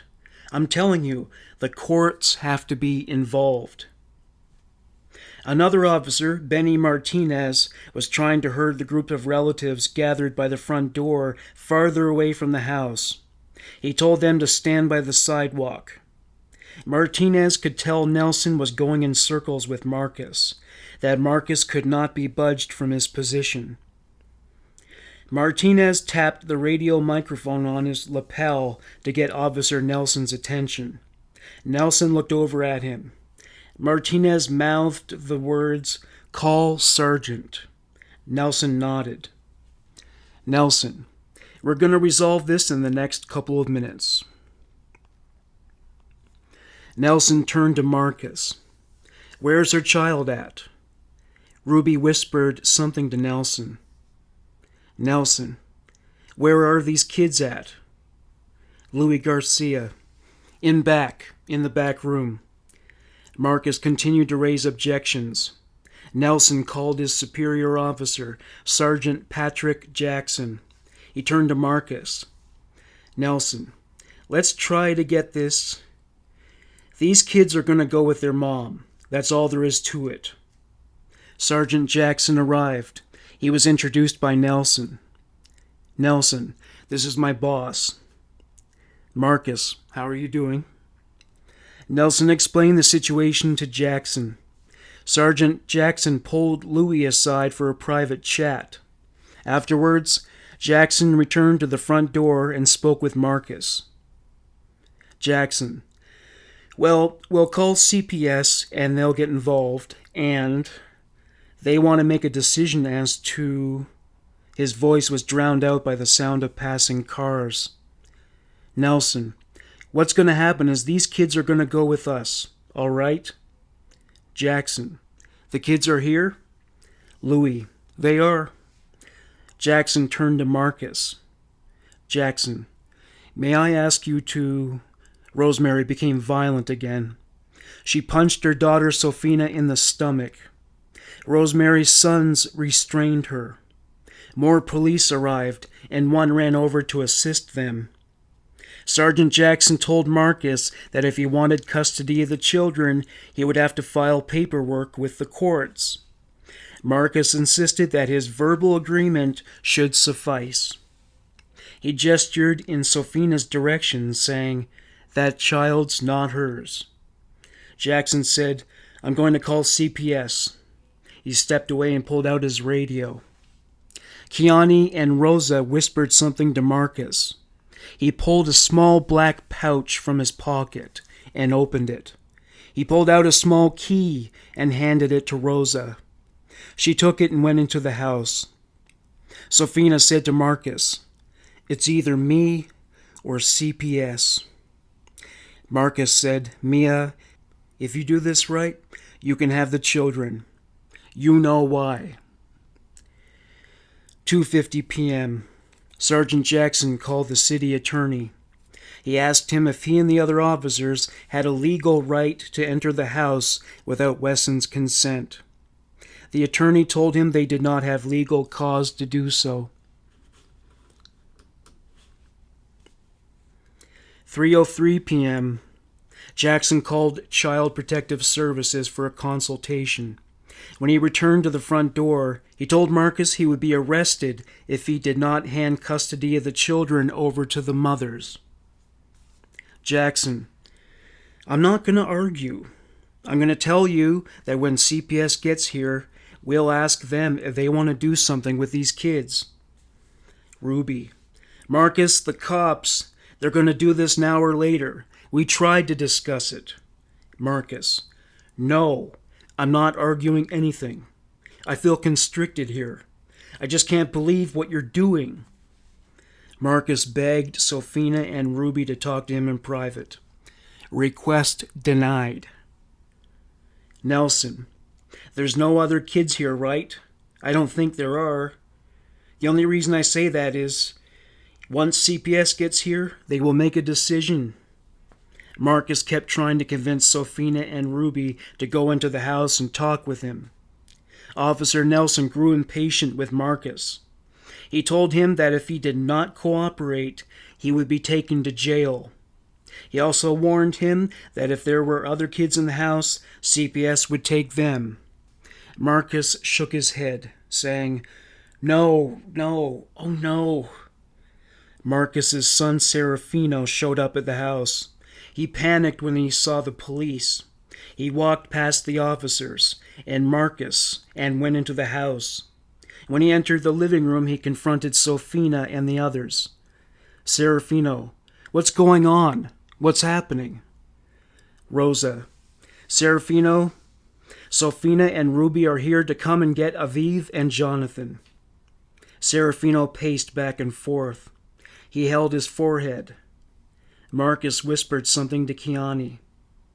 Serafino, "Sophia, what are you doing?" Sophina, "I came here to get Jonathan." Serafino turned to Marcus. Serafino, "Dad, just say the word and I'll get the kids right now. I'll go through the back and I'll have a car out there and we'll take them." Marcus, "No, Serafino, no." Lise entered the living room. She addressed Serafino. "Lise, Fino, I'm scared. They're trying to take the kids away." Serafino, "Lise, don't worry. I won't let nothing happen to you. Everything is going to be okay." Underneath it all, Serafino was boiling over with rage. He felt it was just a matter of his cousins being selfish and breaking their promise to his father. Over Lisa's shoulder, Serafino caught sight of his sister Sabrina blocking the doorway of the southeast bedroom. He walked up and said, "Sabrina, what's going on?" She cried, though she also had a creepy smile on her face. She told him that Sophina had come for Jonathan and started a fight. Serafino started pacing again. He left the house. His cousin Marco was still guarding Marcus at the front door. He addressed him. "Serafino, you know, I ought to snap your neck right now." Sophina, "You know what? Forget it. This is getting violent. Marcus, I'm getting my son out of here." Several more police officers arrived. One of them tried to enter the house. Serafino grabbed him and pushed him back. Serafino, "You don't have a warrant." Marcus, "Don't disrespect the officers." The officer told Serafino not to touch him again, though he backed away. Officer Nelson turned to Marcus. "He's going to call our city attorney. I don't know if we're going to wait for CPS." Marcus, "Well, how long is that going to take?" Nelson, "Once he makes the call and we get the word from the city attorney as far as... I don't think that we don't need a warrant to go in. We can just go in. What that means is that once we cross the threshold, then I know a few people that are being arrested. I hate to say that, okay?" More commotion was heard inside. Marcus left the front door and entered the house.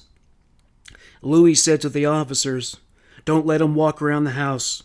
Keep an eye on that big guy." Ruby got nervous. She turned to one of the officers and said, Marcus, that big gentleman, can you just watch him? I want my daughter and I don't trust him."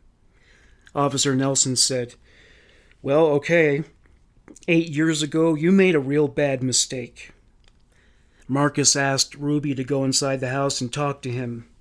Just then, he paused. Elizabeth Wesson pulled up. She approached the front door.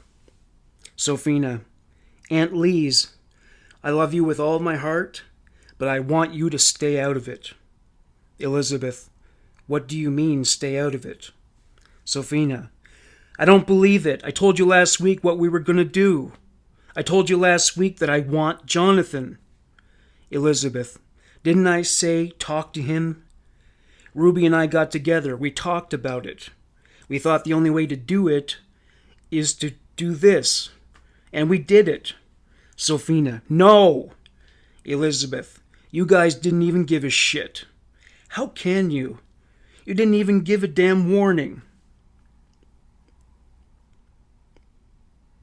3:35 p.m. Ruby was in a panic. Ruby, where's Marcus? I tried to talk to him already. To be honest, I don't feel safe in there. Elizabeth, what do you mean? Ruby's voice was trembling now. Ruby, where's Marcus? Marcus is back there? One of her brothers said, he got in. Ruby looked into the house. She saw Kiani barricading the bedroom door with a table. Kiani, Ruby, you know that there is nothing going on inside. Louis, who? What? Ruby, Kiani, what is going on in there? Kiani, nothing's going on right now. Ruby, honestly, what's going on in there? Elizabeth walked into the house. She was followed by Kiani, Rosa, and Serafino. Elizabeth walked to the back bedroom. She moved the table aside. She opened the door and went into the room. Marcus was bent down on the floor, holding Lise in his arms. Marcus said to Elizabeth, "Come here, Bee." Elizabeth was terrified. Meanwhile, Sophina walked from the front door to the front yard. Her brothers were gathered there. She looked back over her shoulder and saw that Marcus left the front door. She panicked. She ran back to the front door where Sergeant Jackson was talking on his cell phone. He was in the process of consulting the police department's legal advisor. Elizabeth was frantic. She said to Jackson, "He left. He went in the back.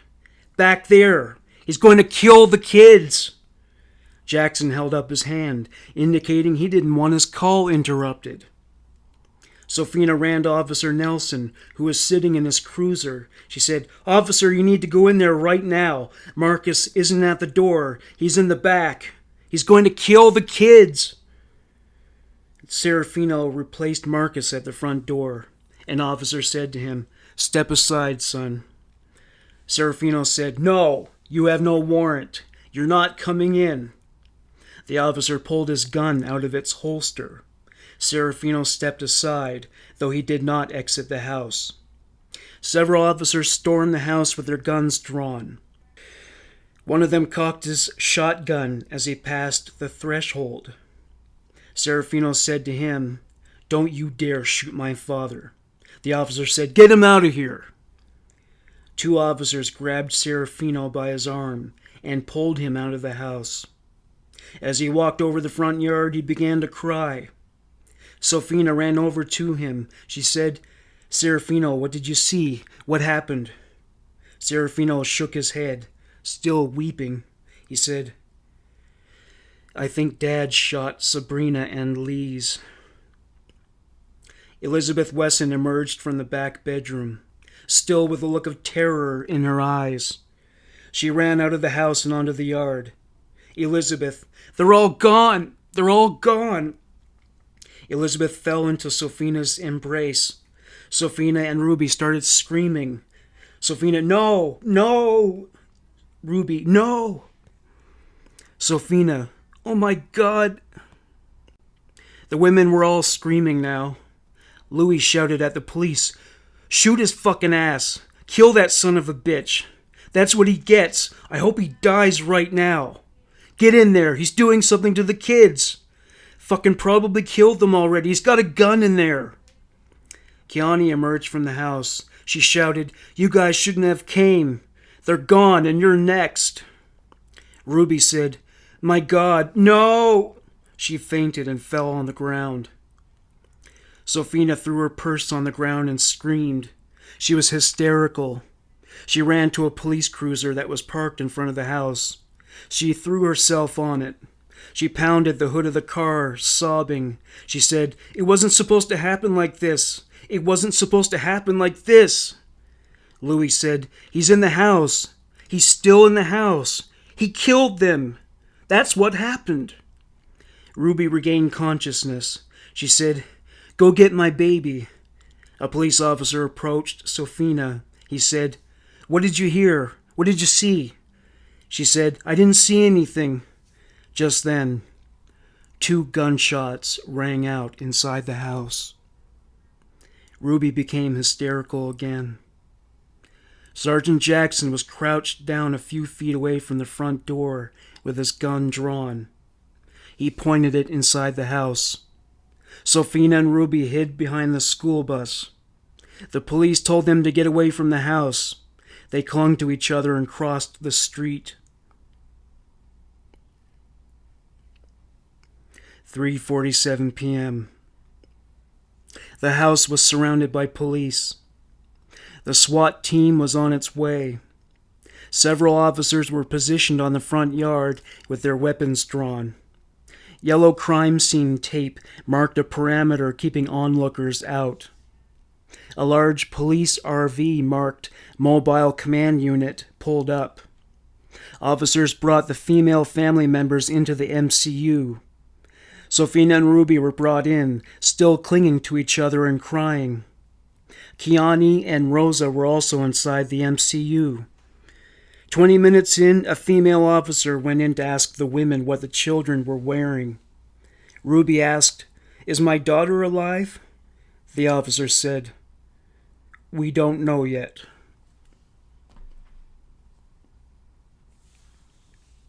In the front yard, Fresno officer Win Mooney stood with his canine by his side. He called out, "Marcus! Marcus! It's the police department. Just come on out and talk to us." No response.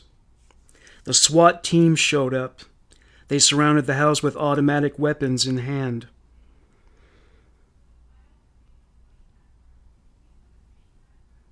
An hour went by.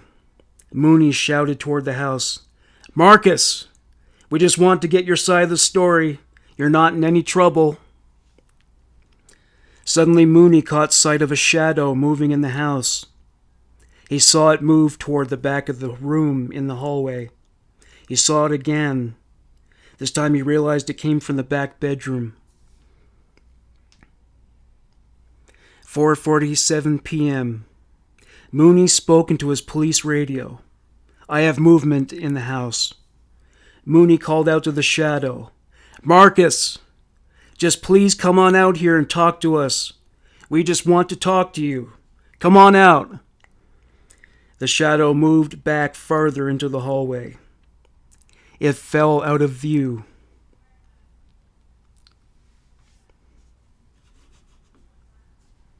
A few minutes later, the shadow appeared again. Mooney called out again, "Marcus, let's get this over with. Just come on out." Marcus emerged from the shadows. He was devoid of emotion and expression. His clothing was drenched in blood. He fixated his gaze on an officer named Jimmy Ray Passmore, who stood to Mooney's left by the front door. Passmore said to Wesson, "Step on out here where we could see you." Wesson did as he was told. He raised his hands and stepped outside. Passmore said, "I'm going to pat you down." While Passmore searched Wesson's body, he removed a leather knife sheath from his right front pocket. Passmore tossed it to the ground. There was no knife in the sheath. Wesson was cuffed. He was still expressionless as it all transpired. The following was written in the diary of Kiani Wesson on December 14th, 2003. I am happy to be home with my Father in heaven and to see my whole family together again. This world is not made for us. We are like fish out of water. Can't happen. Jesus, the love of my life, without him, we would be lost. At last, we go home and are more than happy to preserve our souls. We've lived for Christ. Now we must die for Christ. The Wesson family.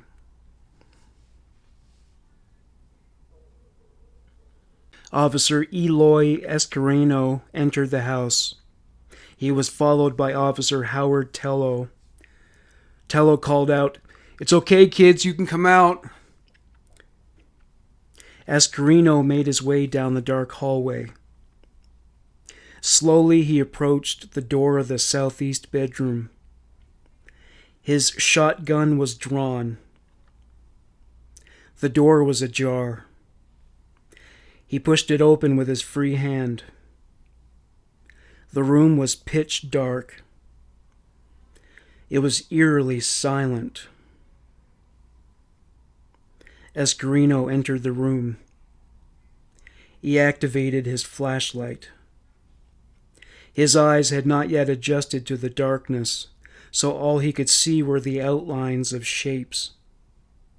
3 large coffins were lined up against the wall to his left. They blocked his view of the northeast corner. Officer Tello entered the room. He found a light switch along the wall. He flicked the switch. Escareno gasped at what he saw. He was so shocked he dropped his shotgun. He fell to his knees. He started yelling, "Oh my God, we need an ambulance, code 3, code 3. The corpses were stacked on the other side of the coffins in the northeast corner. The oldest victims lay at the base of the pile. A large volume of blood had seeped out of them and pooled on the floor. The victims most easily discernible were Sabrina and Lee's. The bodies had been killed so recently they were warm to the touch. Escareno searched through the bodies to find out if any of them were still alive. He checked their pulses. None. No breathing. No vital signs of any kind. They had all been shot in the eye, including the baby. Escareno put the baby back down. His hands were covered in blood. He broke down. He wept. He said, "We need an ambulance for these kids." Tello said, "Okay, but we have to finish searching." Escareno couldn't bring himself to continue. Still on the floor, Tello had to help him up, whereupon they left the room. Tello checked for vital signs, but also came up with none. He counted 5 victims. Another officer tallied the body count at 7. When the crime scene investigators came to examine the bedroom, the final number came in at 9. This was because the youngest and smallest of the victims were hidden by the larger of the bodies.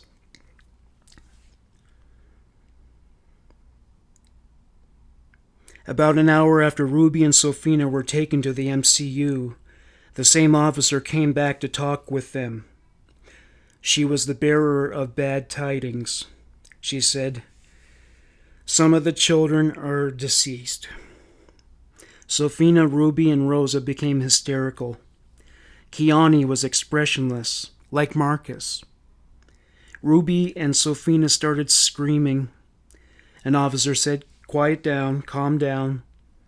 After getting herself together, Sofina said, "Which ones?" The female officer said, "We don't know yet." Sofina hugged Ruby as they continued to weep. Kiani said to them, "Sophia and Ruby, it's your guys' fault.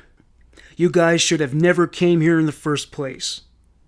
The female officer turned to Kiani and said, "You know what? Go in the other room." Kiani left. Officer Passmore stood by Marcus by the school bus. He ordered a large transport vehicle, since Wesson's large frame likely would not fit easily into the average police cruiser. The victims. Victim 1, 25-year-old Sabrina Wesson. Under her body, they found the murder weapon, a .22 caliber handgun. It was still loaded. There were no fingerprints on it. Victim 2, 17-year-old Lise Wesson. She was shot twice in her right eye. The first shot was fired at close range, the second from more of a distance. A bloody knife with a 5-inch blade was found under her right arm on the floor. The knife was a perfect fit for the sheath that was found on Marcus's person. Victim 3, 1-year-old Jiva Wesson. She was shot in the right eye. Victim 4, 18-month-old Sedona Wesson. She was shot in the right eye. Victim 5, 18-month-old Marshy Wesson. He was shot in his left eye. Victim 6, 4-year-old Ethan. He was shot in the right eye. There was also a bullet wound in the side of his abdomen. When he was removed from the pile of corpses, a bullet fragment fell out of his overalls and rolled onto the floor. Victim 7, 8-year-old Illabelle Wesson. She was shot in the right eye. Victim 8, 7-year-old Aviv. Aviv was shot in the right eye. Victim 9, 7-year-old Jonathan Wesson. He was shot in the right eye. The media showed up and added to the pandemonium created by onlookers as body bags were wheeled out of the house. Serafino spoke with reporters, saying, "He's the best dad anybody could ever have. He looks really dangerous, but he's such a gentle guy. I can't believe he did it." Wesson was interrogated by police for more than 10 hours over 2 days. His demeanor was described as cooperative. The officers found him to be intelligent, articulate, and well-spoken. As Wesson was led from the county jail to a transport, photojournalists were taking his picture. At one point, a reporter asked him if he had anything to say. He said, "I love you." Wesson was kept in isolation in the Fresno County Jail. He was not allowed to receive visitors or phone calls. The sheriff's department ordered this arrangement after receiving a tip anonymously that Marcus would order his surviving family to commit suicide. During Marcus's trial, his daughter Gypsy conveyed to Fresno police that she was concerned he would do that. Attorney: "Why did you think they would harm themselves?" Gypsy: "Because they would see no reason to live anymore, without their kids. And they would just be so, devastated. I felt that none of them would want to live anymore because there was nothing to live for. Like the family was our whole lives." Attorney: "Was there anyone in particular you were concerned about?" Gypsy: "Mostly Rosie and Kiani, because they were really, really depressed. On the day, March the 12th, I think Detective Reese had asked me if I thought if they were to visit my dad, would they harm themselves if they asked them to? And I said I believed they would." Attorney: "Why would you believe that?" Gypsy: "Because they were really, really depressed, and I felt that they were really vulnerable, and they would just do, they don't want to live anymore. 'Cause even though I was not living in the house at that time, I felt that way too. I felt I had nothing to live for. After several weeks, Marcus's attorney succeeded in having the visitation restrictions removed. However, concerns that he would persuade his surviving family members to honor a suicide pact remained. March 22nd, 2004. Elizabeth Wesson was interrogated by the police. She said to them, "I don't want to talk about my past." She withheld her cooperation for a while, but at one point she broke down and whispered that she was afraid of her husband. She began to cry. Bookended by sobs, she said, "What am I going to do? I don't have no skills. All I know is how to take care of my babies. Please don't take them away. Please don't arrest me. I promise I didn't know.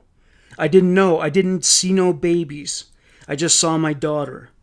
I just ran and collapsed. Oh God, I'm tired of crying. I've been crying all day. Can I see my babies? I just want to see them. I want to hold them. They weren't supposed to take them away from me." Later on during questioning, this exchange occurred. Officer Reese, "You're changing your stories and you're not being truthful with us. Did you kill those babies?" Elizabeth, "No." Reese, "Then who did?" Elizabeth was mute on that subject. The interrogation dragged on. Elizabeth eventually admitted that when she looked in the rear bedroom on the day of the murders, what she saw was Marcus holding their daughter Lise. She mentioned that she felt scared. Reese, "What scared you that day?" Elizabeth, "It was so quiet, and I didn't see any of the children.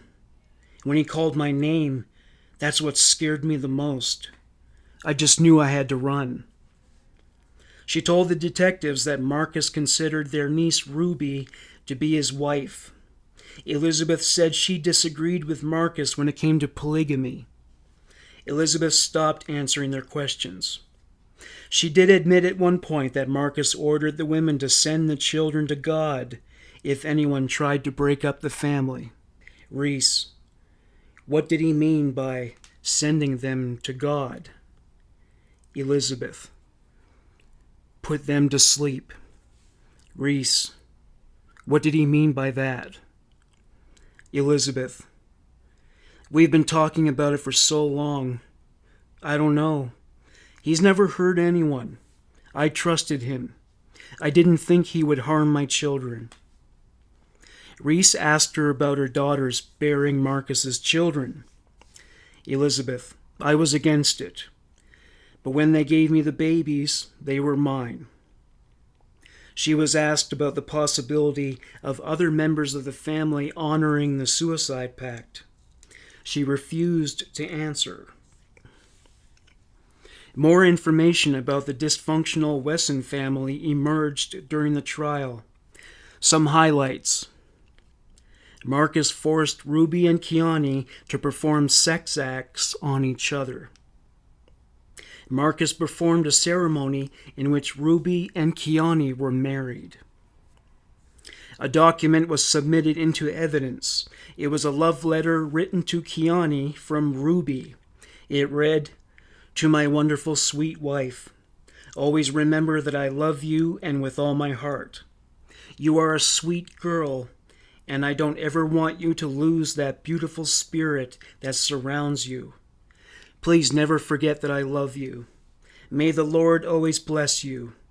Love always, Ruby." Sofina was quoted as saying, "The more you gave yourself to him, the more free he felt doing all those things."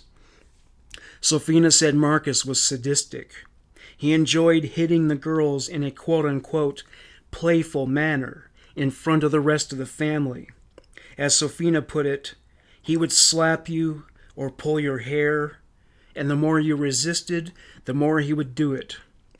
Having finished, the girl was left in tears, and he would summon her and say, "Okay, now kiss me."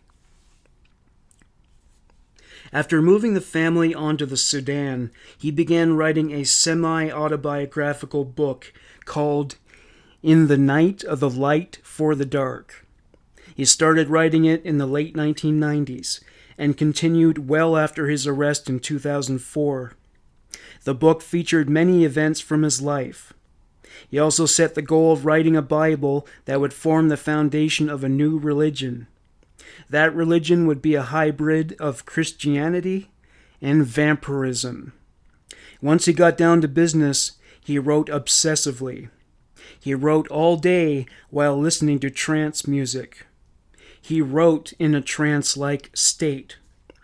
The book was divided into sections: the dark of the light in the dark of the night, the manifestation of it all, and the lost seed of righteousness. Stylistically, the book is written in a free verse poetry format, similar to Dante's Divine Comedy. A sample: the birth of great being, vampire, as told by that being to his fallen angel. Some of the writing in his book was cryptic. An example: Jiva me pirvisis suspire, Vladensphere marche, the only way to eternal life, vampire, vampire the master, his beginning vampire path to life eternal. Many of the children he killed were named after characters from In the Night of the Light for the Dark.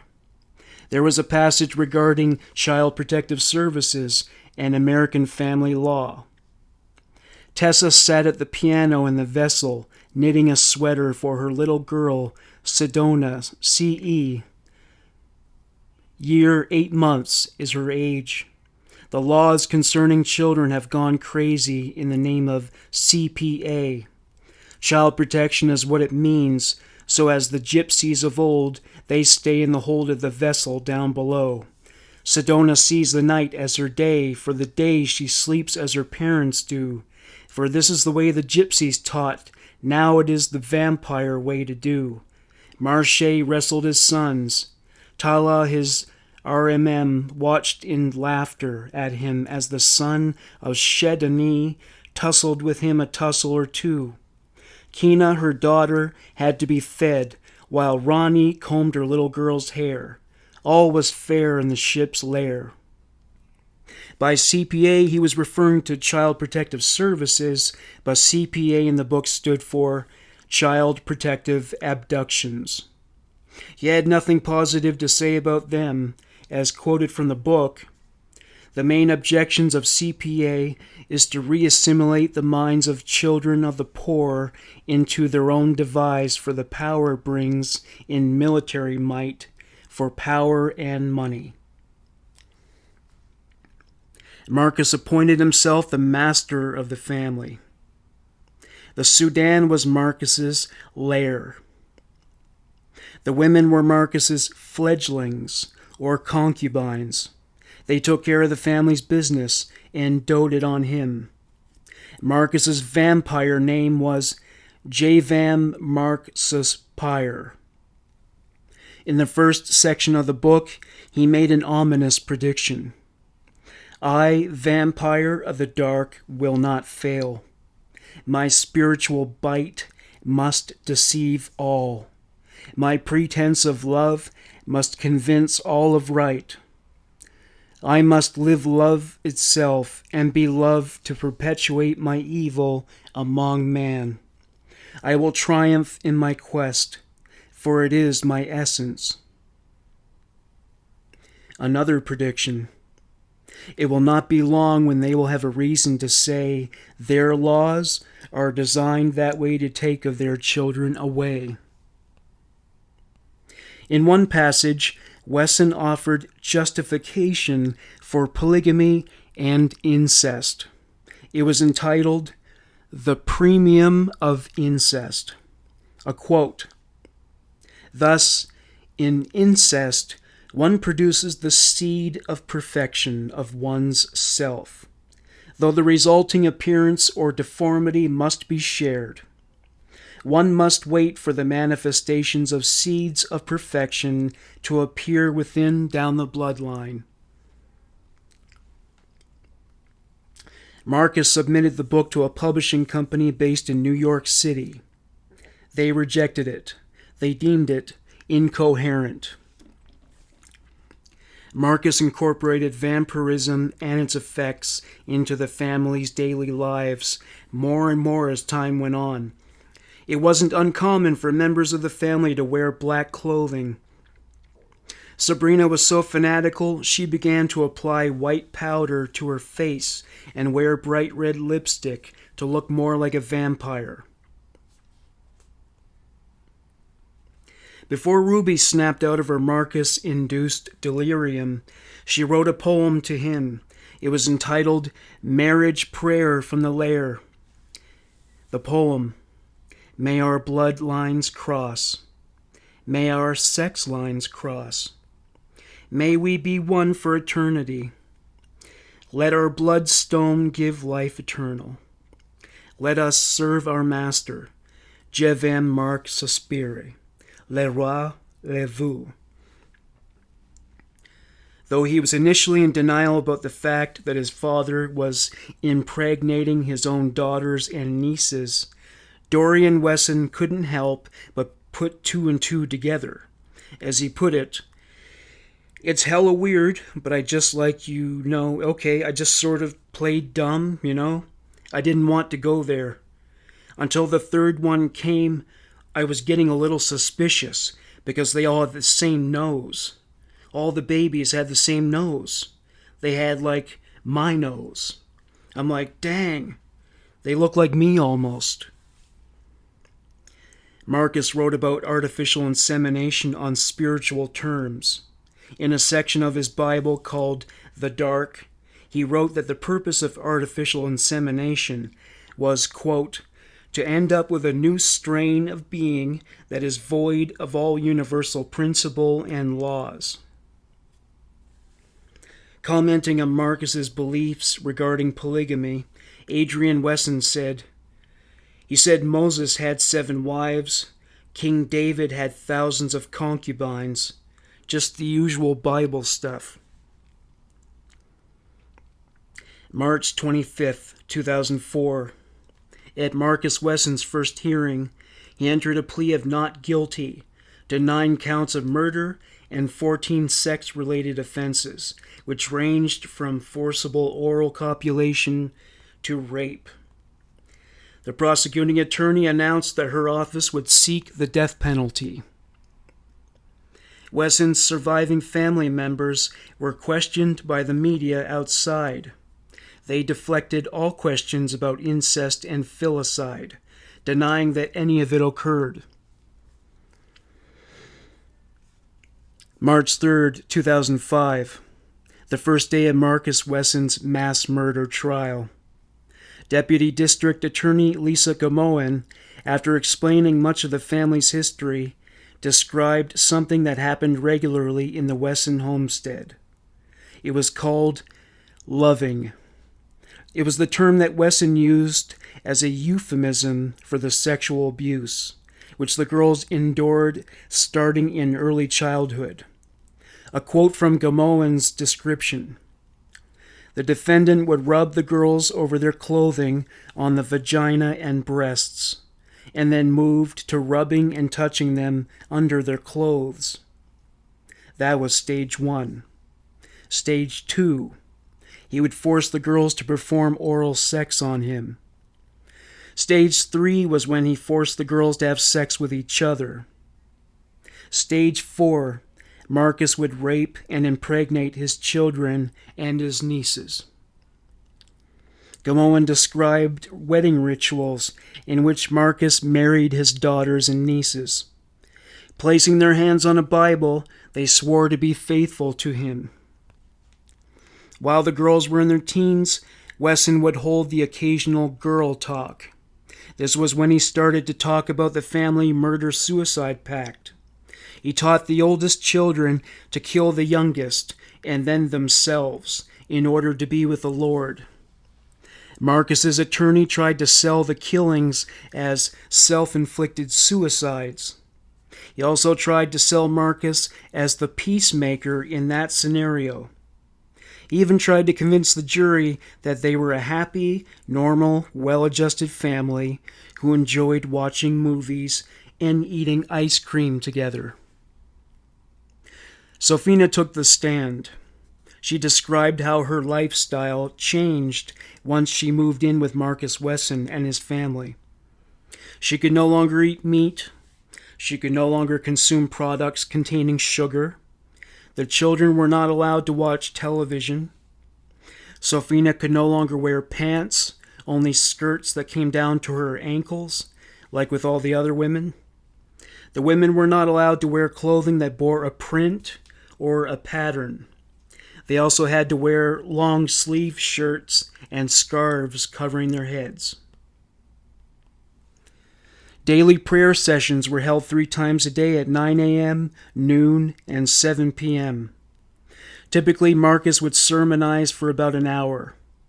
Sometimes evening prayers lasted for up to 2 hours.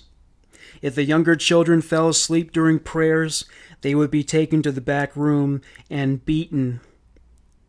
Marcus homeschooled the children. If they performed poorly on their assignments, he would hit them with a stick wrapped in duct tape. Marcus was intent on segregating the children by gender. His concern was that the females would develop so-called feelings for their brothers or cousins. He wanted to work the strings of the incest monopoly in this household. There were 2 couches in the living room, one for the girls, the other for the boys. The girls could only communicate with the boys when absolutely necessary, like if they had to inform them the evening meal was ready. The girls were not to go outside out of concern that the neighborhood boys would notice them and have sexual feelings for them. The boys could go out when their chores were done. Sofina described her first experience with loving. Marcus took her to a small room downstairs. He caressed her inner thigh and other areas between her legs. She was wearing clothes at the time. Sofina, he's like, "Why are you so tense?" He goes, "Somebody has touched you before." And he goes, "Who was it?" And I go, "No one." He goes, "No, somebody's been touching you before." For hours, Marcus interrogated her. Sofina consistently denied having been touched in a sexual manner before.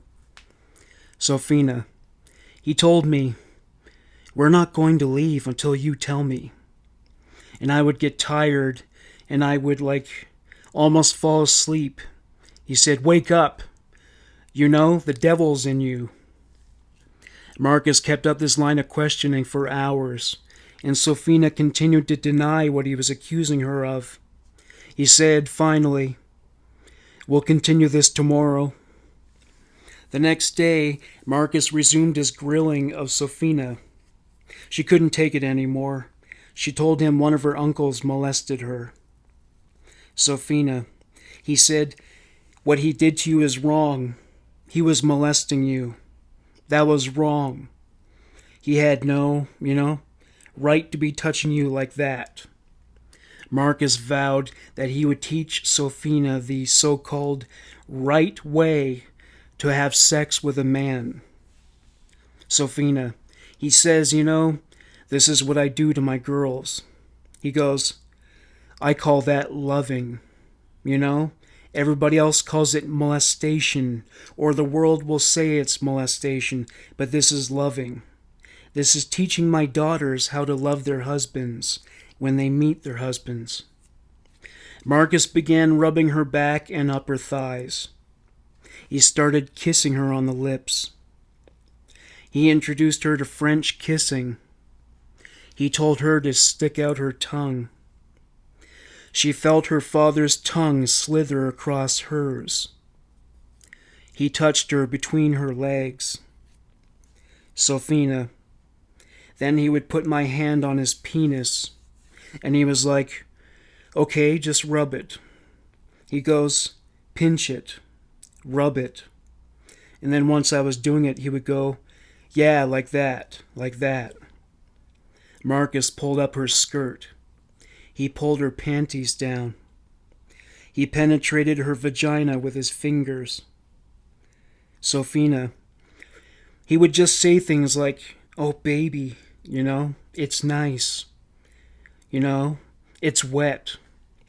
His penis was already out of his pants. He had me rub it and start kissing it. Gamoan. And how old were you when he had you first start kissing his penis? Sophina, 12 and a half. She related how Marcus taught her how to perform oral sex on a man. Sophina, he goes, put your mouth on it. He goes, now just go down. But I would just, go not all the way down because I would get choked up. He would say, no, take it easy. Now come up. And he was just showing me how to do him. Marcus ejaculated in her mouth, though she refused to swallow. He insisted upon it, but she still refused. The oral copulation typically happened 3 times a week.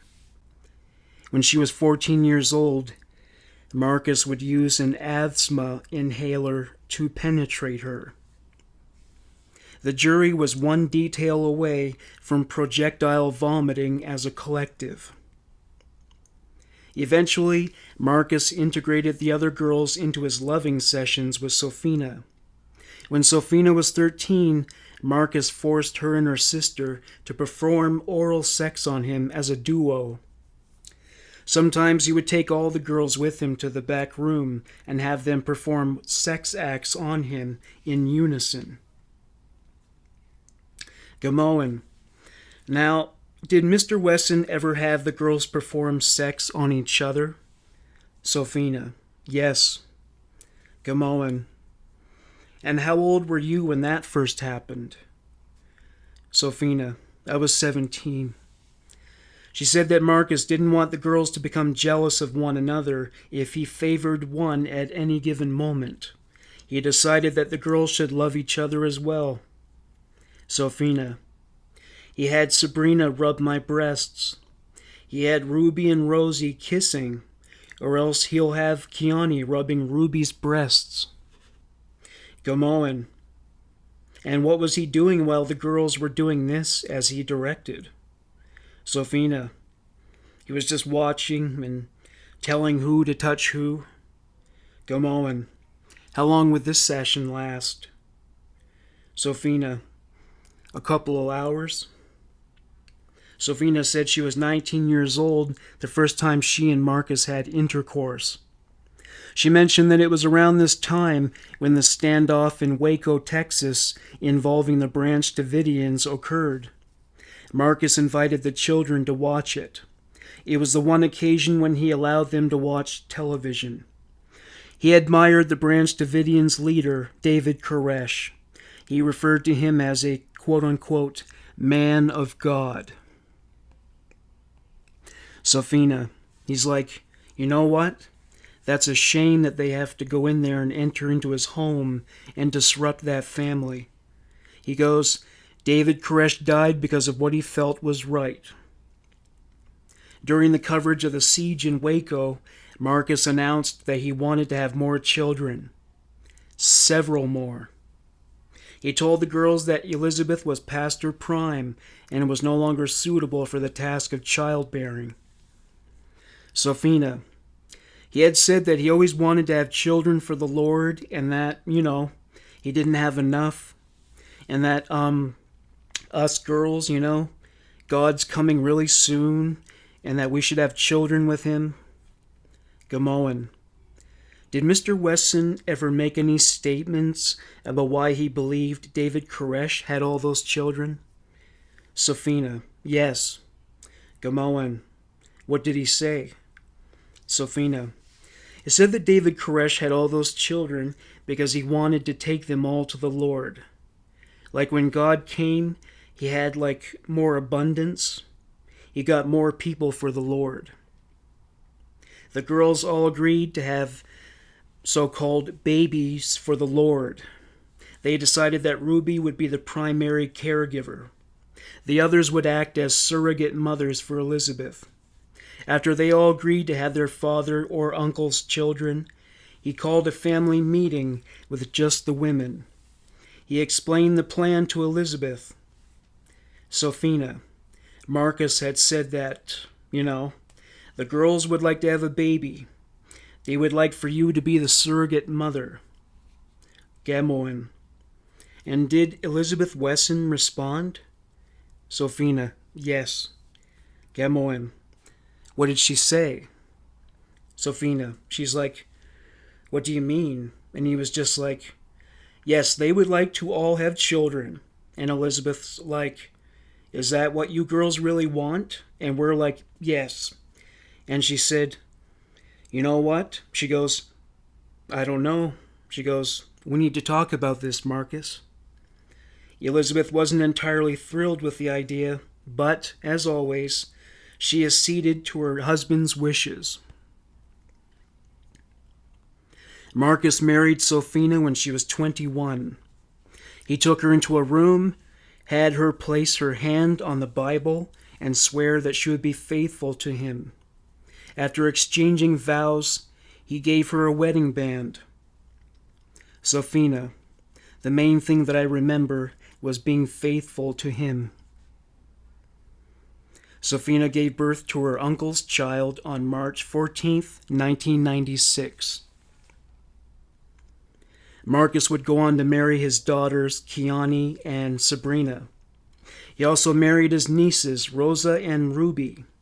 He decided it would be best not to get the girls pregnant until they were at least 17 and a half years old.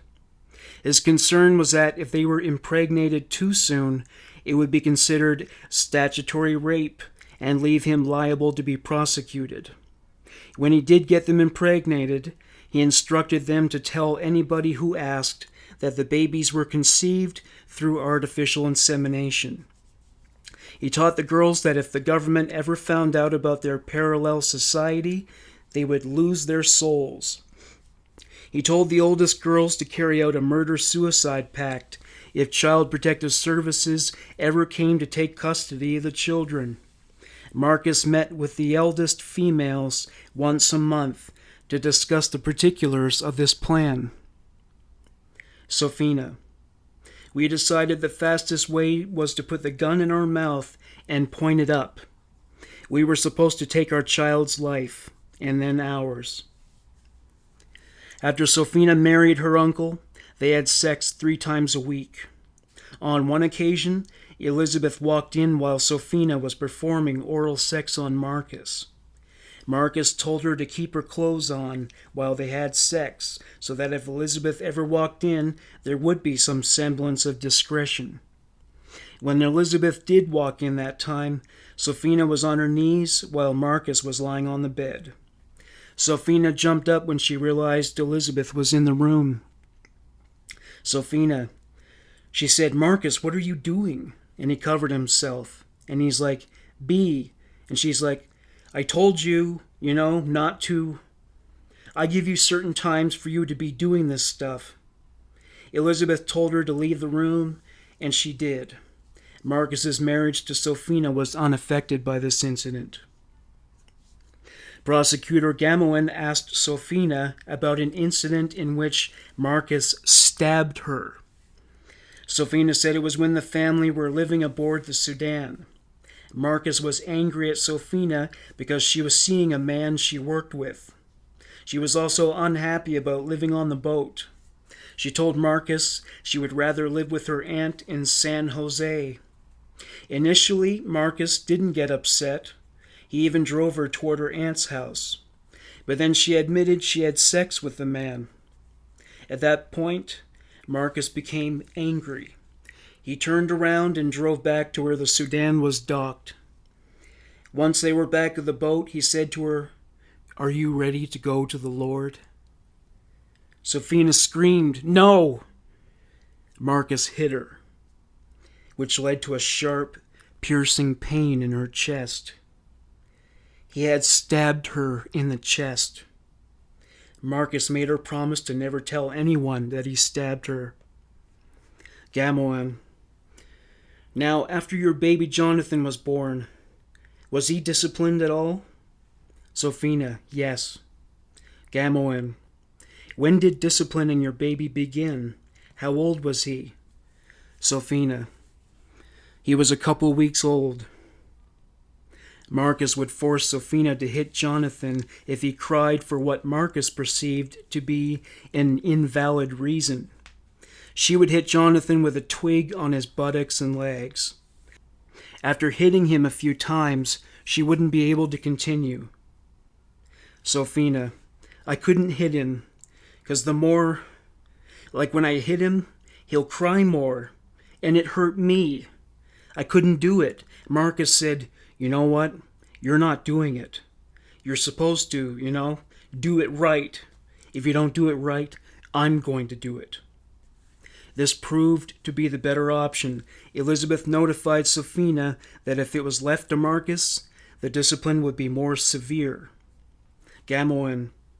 And why were you supposed to discipline him on this occasion? Sophina. 'Cause he was crying for no reason. I was supposed to spank him and tell him be quiet and, let him know he can't be crying until he stopped crying. But he wouldn't stop.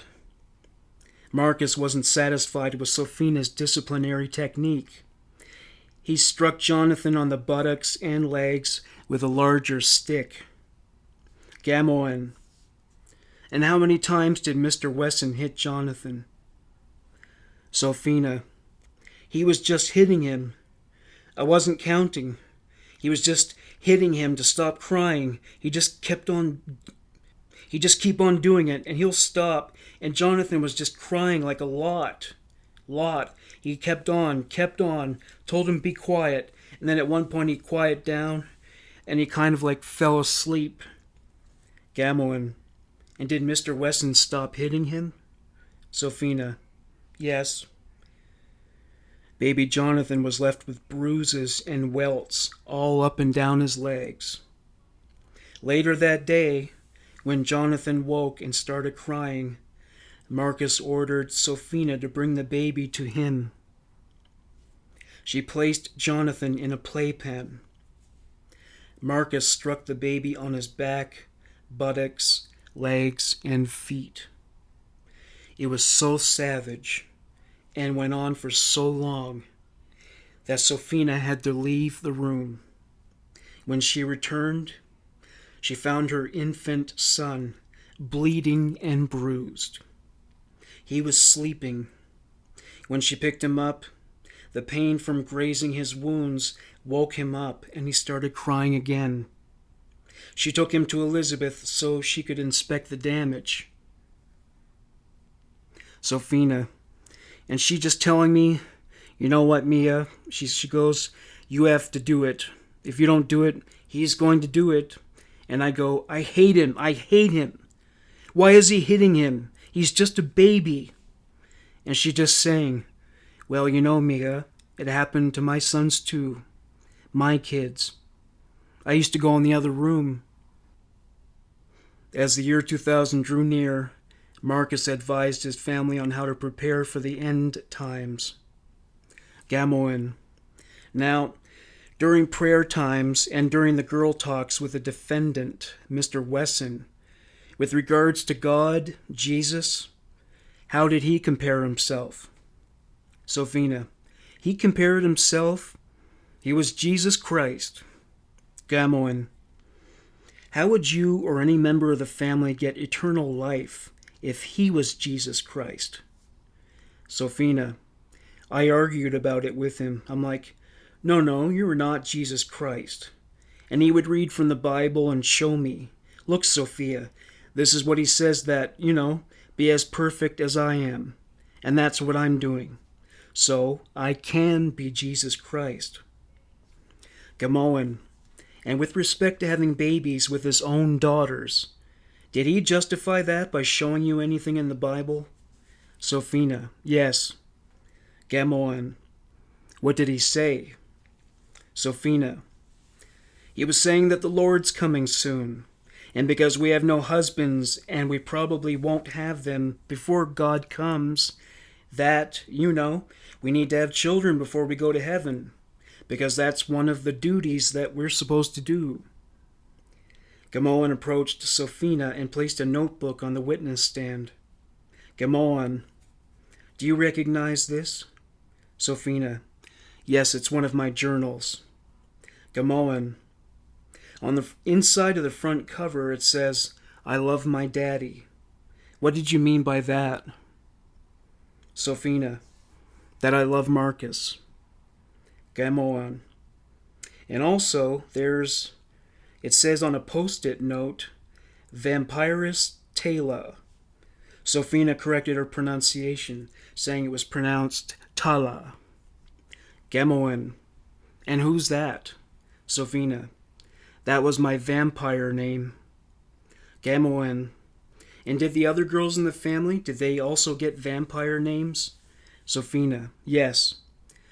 Gamoan, did Mr. Wesson ever make comparisons between Jesus Christ and vampires? Sophina, yes. Gamoan, when Mr. Wesson would compare Jesus with vampires, what would he say? Sophina, he would say just as Jesus had died and rose back up, that's what vampires do. They die and they raise back up. But the vampires are more like without Christ, That's why they come out only at night. And that's why they suck people's blood. Because, they're not like Jesus, whereas he could go straight up. But Marcus compared it. Jesus died, he rose back up. The vampires die. They rise back up. But they don't have a soul. Jesus does have a soul. Sophina went on to explain that Marcus was the self-designated head vampire of the family. Some of the girls were his wives, while others were concubines. Either way, they existed to serve and please him. It was also their role to protect the head vampire from the world. She said that was why the matriarchy handled his business affairs and provided financially. Sophina, and the only time that he was to come out is if he needed to protect us. Gamoan, no more questions. Kiani took the stand. Gamoan asked her if she ever engaged in sexual interactions with her father. Kiani, yeah. Gamoan, but you didn't think that was unusual? Kiani, no. Gamoan, was that okay with you? Kiani, yeah, because I agreed with it. That's okay with me. Kiani said that Marcus, her father, started molesting her when she was 9 years old. He married her when she was 19.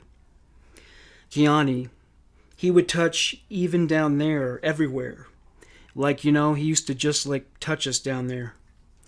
Gamoan, what do you mean? Your vagina area? Kiani, yeah, Gamoan, and you felt okay with that? Kiani, yeah, yeah. Gamoan asked Kiani if her father married her in the legal sense as well as in a religious and ceremonial framework. Kiani said it was not an official marriage in terms of applying for a marriage license and registering the marriage with the state. Gamoan questioned the religious validity of the marriage since they had sex before they were married. Kiani had already said that premarital sex is wrong. Kiani, but see, there's a catch to that. I think the father and daughter are as one. Gamoan, where did you learn that? Kiani, in the Bible. Gamoan, did you read that or did someone tell you that? Kiani, I read it. I can't find it and I don't know where it's at, but I read it. I read it. It's a principle of it. It don't say exactly that, but it has it in the Bible. Gamoan asked Kiani if she was ever forced by her father to have sex with the other girls. Kiani: I do not want to talk about sexual contact with females. I can tell you this much. Nothing was ever forced upon anybody. We always had choices. We had meetings. We talked about everything, and we were the boss of what we wanted to do. Gamoan asked Kiani if Marcus ever conducted a marriage ceremony wedding for Kiani and her cousin Ruby. Kiani denied that it transpired. Gamoan asked her how she could justify having sex with her father, even as a young woman. Kiani: well, Marcus said, like, that's the purpose of loving, is to learn. Gamoan: and it started as early as age 9 for you? Kiani: it says in the Bible, too, man leads to his daughter's bed. Kiani delved into details of her sexual encounters with her father. She said that between the ages of 8 and 14, he would just kiss her on the neck and hold her. Gamoan: did he put his tongue in your mouth? Kiani: no, but I put my tongue in his mouth. Gamoan: how did you know how to do that? Who taught you? Kiani: if you're a true woman, you automatically know how to do that. Though Kiani continued to insist there was nothing wrong with the fact that she had sex with her father, she began to cry when she regaled the court with a story of the first time they had penetrative sex. She described oral and vaginal sex. She shed tears with every detail. She asserted that she didn't have sex with her father for the first time until she was 19 years old. Gamoan pointed out that Kiani was born in 1977 and gave birth to her first child in 1995. She would have been 17 or 18 at the time of the child's birth. Gamoan: can't you do math? You were 18 when you gave birth. Kiani: no, I was 19. After a short break, Kiani got herself together. Gamoan questioned her about the nature of her feelings for her father. Kiani: I love my father like a father. Gamoan: do you love your father like a boyfriend? Kiani: no, like a father. Gamoan introduced a letter into evidence that was written by Kiani for her father. Kiani read it aloud. Kiani: I love you very much, with all my heart. You are a very special person in my life. You are my one true love. I love you, my daddy. Always know that. I am deeply in love with you. The words I say are not to impress. I will never leave you. You mean too much to me to walk away. I will always be with you no matter what happens. I love you too much, my sugar daddy. I love. I was just expressing to him how I felt about him as a father. Gamoan: don't you agree it sounds more like you wrote it to a lover? Kiani: no. Gamoan: what does that mean when you call your father your sugar daddy? Kiani: I still love him and everything, but I'm still going my own way and getting married. Gamoan: are you happy with your life? Kiani: not right now, but yeah. Gamoan: Jiva and Illabel are gone. Are you happy about that? After a lengthy pause, Kiani said, no. She began to cry again. It was Ruby's turn to take the stand. She was asked to describe the first occasion when she was molested by her uncle Marcus. She said she was 8 years old. She was crying on her bed. Marcus crawled under the covers. He caressed her all over her body. His hands gradually migrated to the region between her legs. She said that by the time she was 10 years old, he was digitally penetrating her vagina. Ruby. He would say that a father is supposed to give his daughter loving, or they would grow up to be whores because they would not know how to be faithful. She said that Marcus forbade her from discussing their sexual interactions with the other girls. Gamelan. And besides him touching you skin to skin on your vagina, inserting his fingers at these sessions, would he do anything else, or would he have you do anything else to him? Ruby. Yeah, he would take his penis out of his pants and have me touch it. And he would tell me to kiss his nipples and to suck them. Ruby intimated that Marcus would force her to perform fellatio on him. Ruby. I started to cough, but he held my head down and told me to swallow. Gamoan. Did he say anything about swallowing? Ruby. He said, a real woman will swallow. She'll take it. Ruby said that when she was 13 years old, Marcus performed a private marriage ceremony during which they exchanged vows.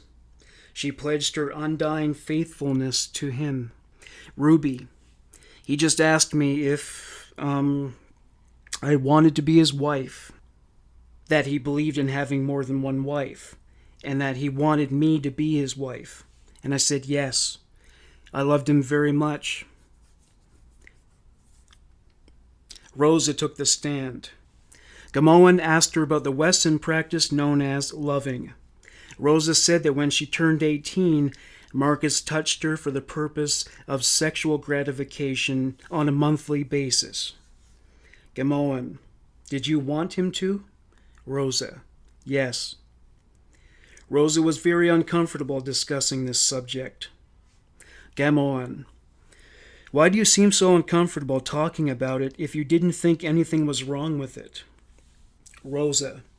Because I don't like talking about my private life. He did it so we would be better women. Rosa insisted that before she turned 18, Marcus only molested her while she was fully clothed. She said that she performed oral sex on him for the first time at the age of 19. Gamoan. How did it happen? Rosa. It just happened.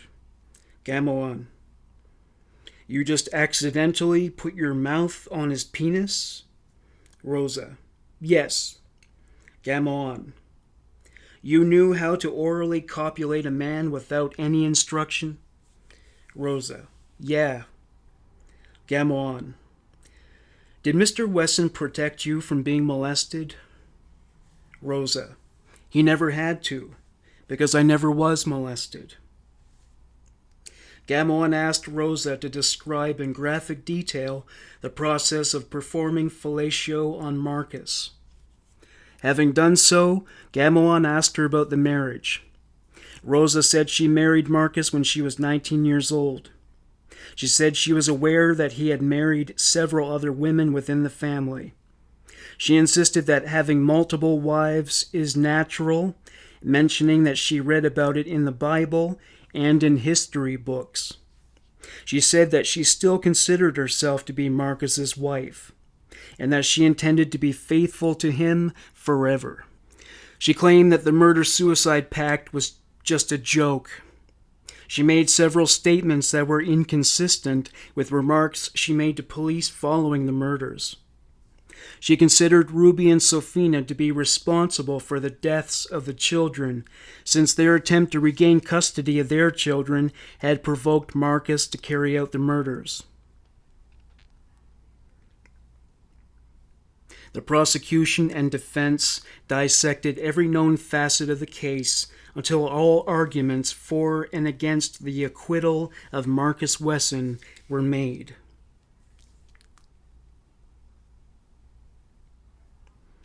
June 17th, 2005. The jury deliberated for 10 days. The court reporter read the verdict forms aloud. We, the jury, in the matter of People versus Marcus DeLon Wesson, find the defendant guilty of the crime of murder in the first degree. He was adjudged guilty for all 9 such charges. Though it was proven that he did not pull the trigger, evidence supported the prosecution's assertion that he either aided or abetted in the murders. The jury also found him guilty of 14 sex crimes. They ranged from forced oral copulation to rape to continuous sexual abuse. It was then up to the jury to decide if Wesson should receive the death penalty. In a closed hearing, Marcus explained why he wanted to fire his attorneys. The judge denied his request. Gamoan made a new appeal to the jury to obtain the death penalty for Marcus Wesson. Gamoan: don't reward him with the gift of life. He not only controlled their minds, he controlled their bodies. He controlled their hopes and dreams. For Mr. Wesson, the ultimate satisfaction came on March 12th, because he controlled their deaths. He throws them out like trash. That's the respect he shows for his own children. After showing the jury images from the crime scene, she continued, he's the one who orchestrated these murders, these rapes, these molests. There is no lingering doubt. Life is a gift, far more than he afforded a whole generation of children. Is this case extreme enough to warrant the death penalty? Is this horrific enough? Is it cruel enough? Is the taking of 9 innocent lives, is that senseless enough?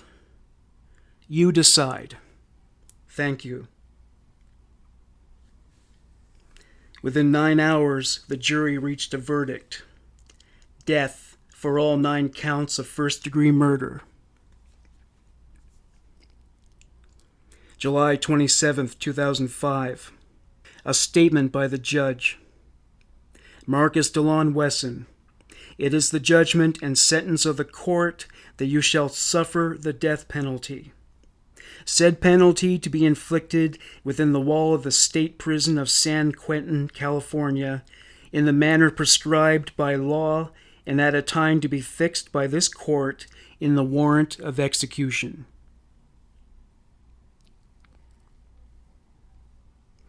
Marcus Wesson still resides on death row in San Quentin State Prison.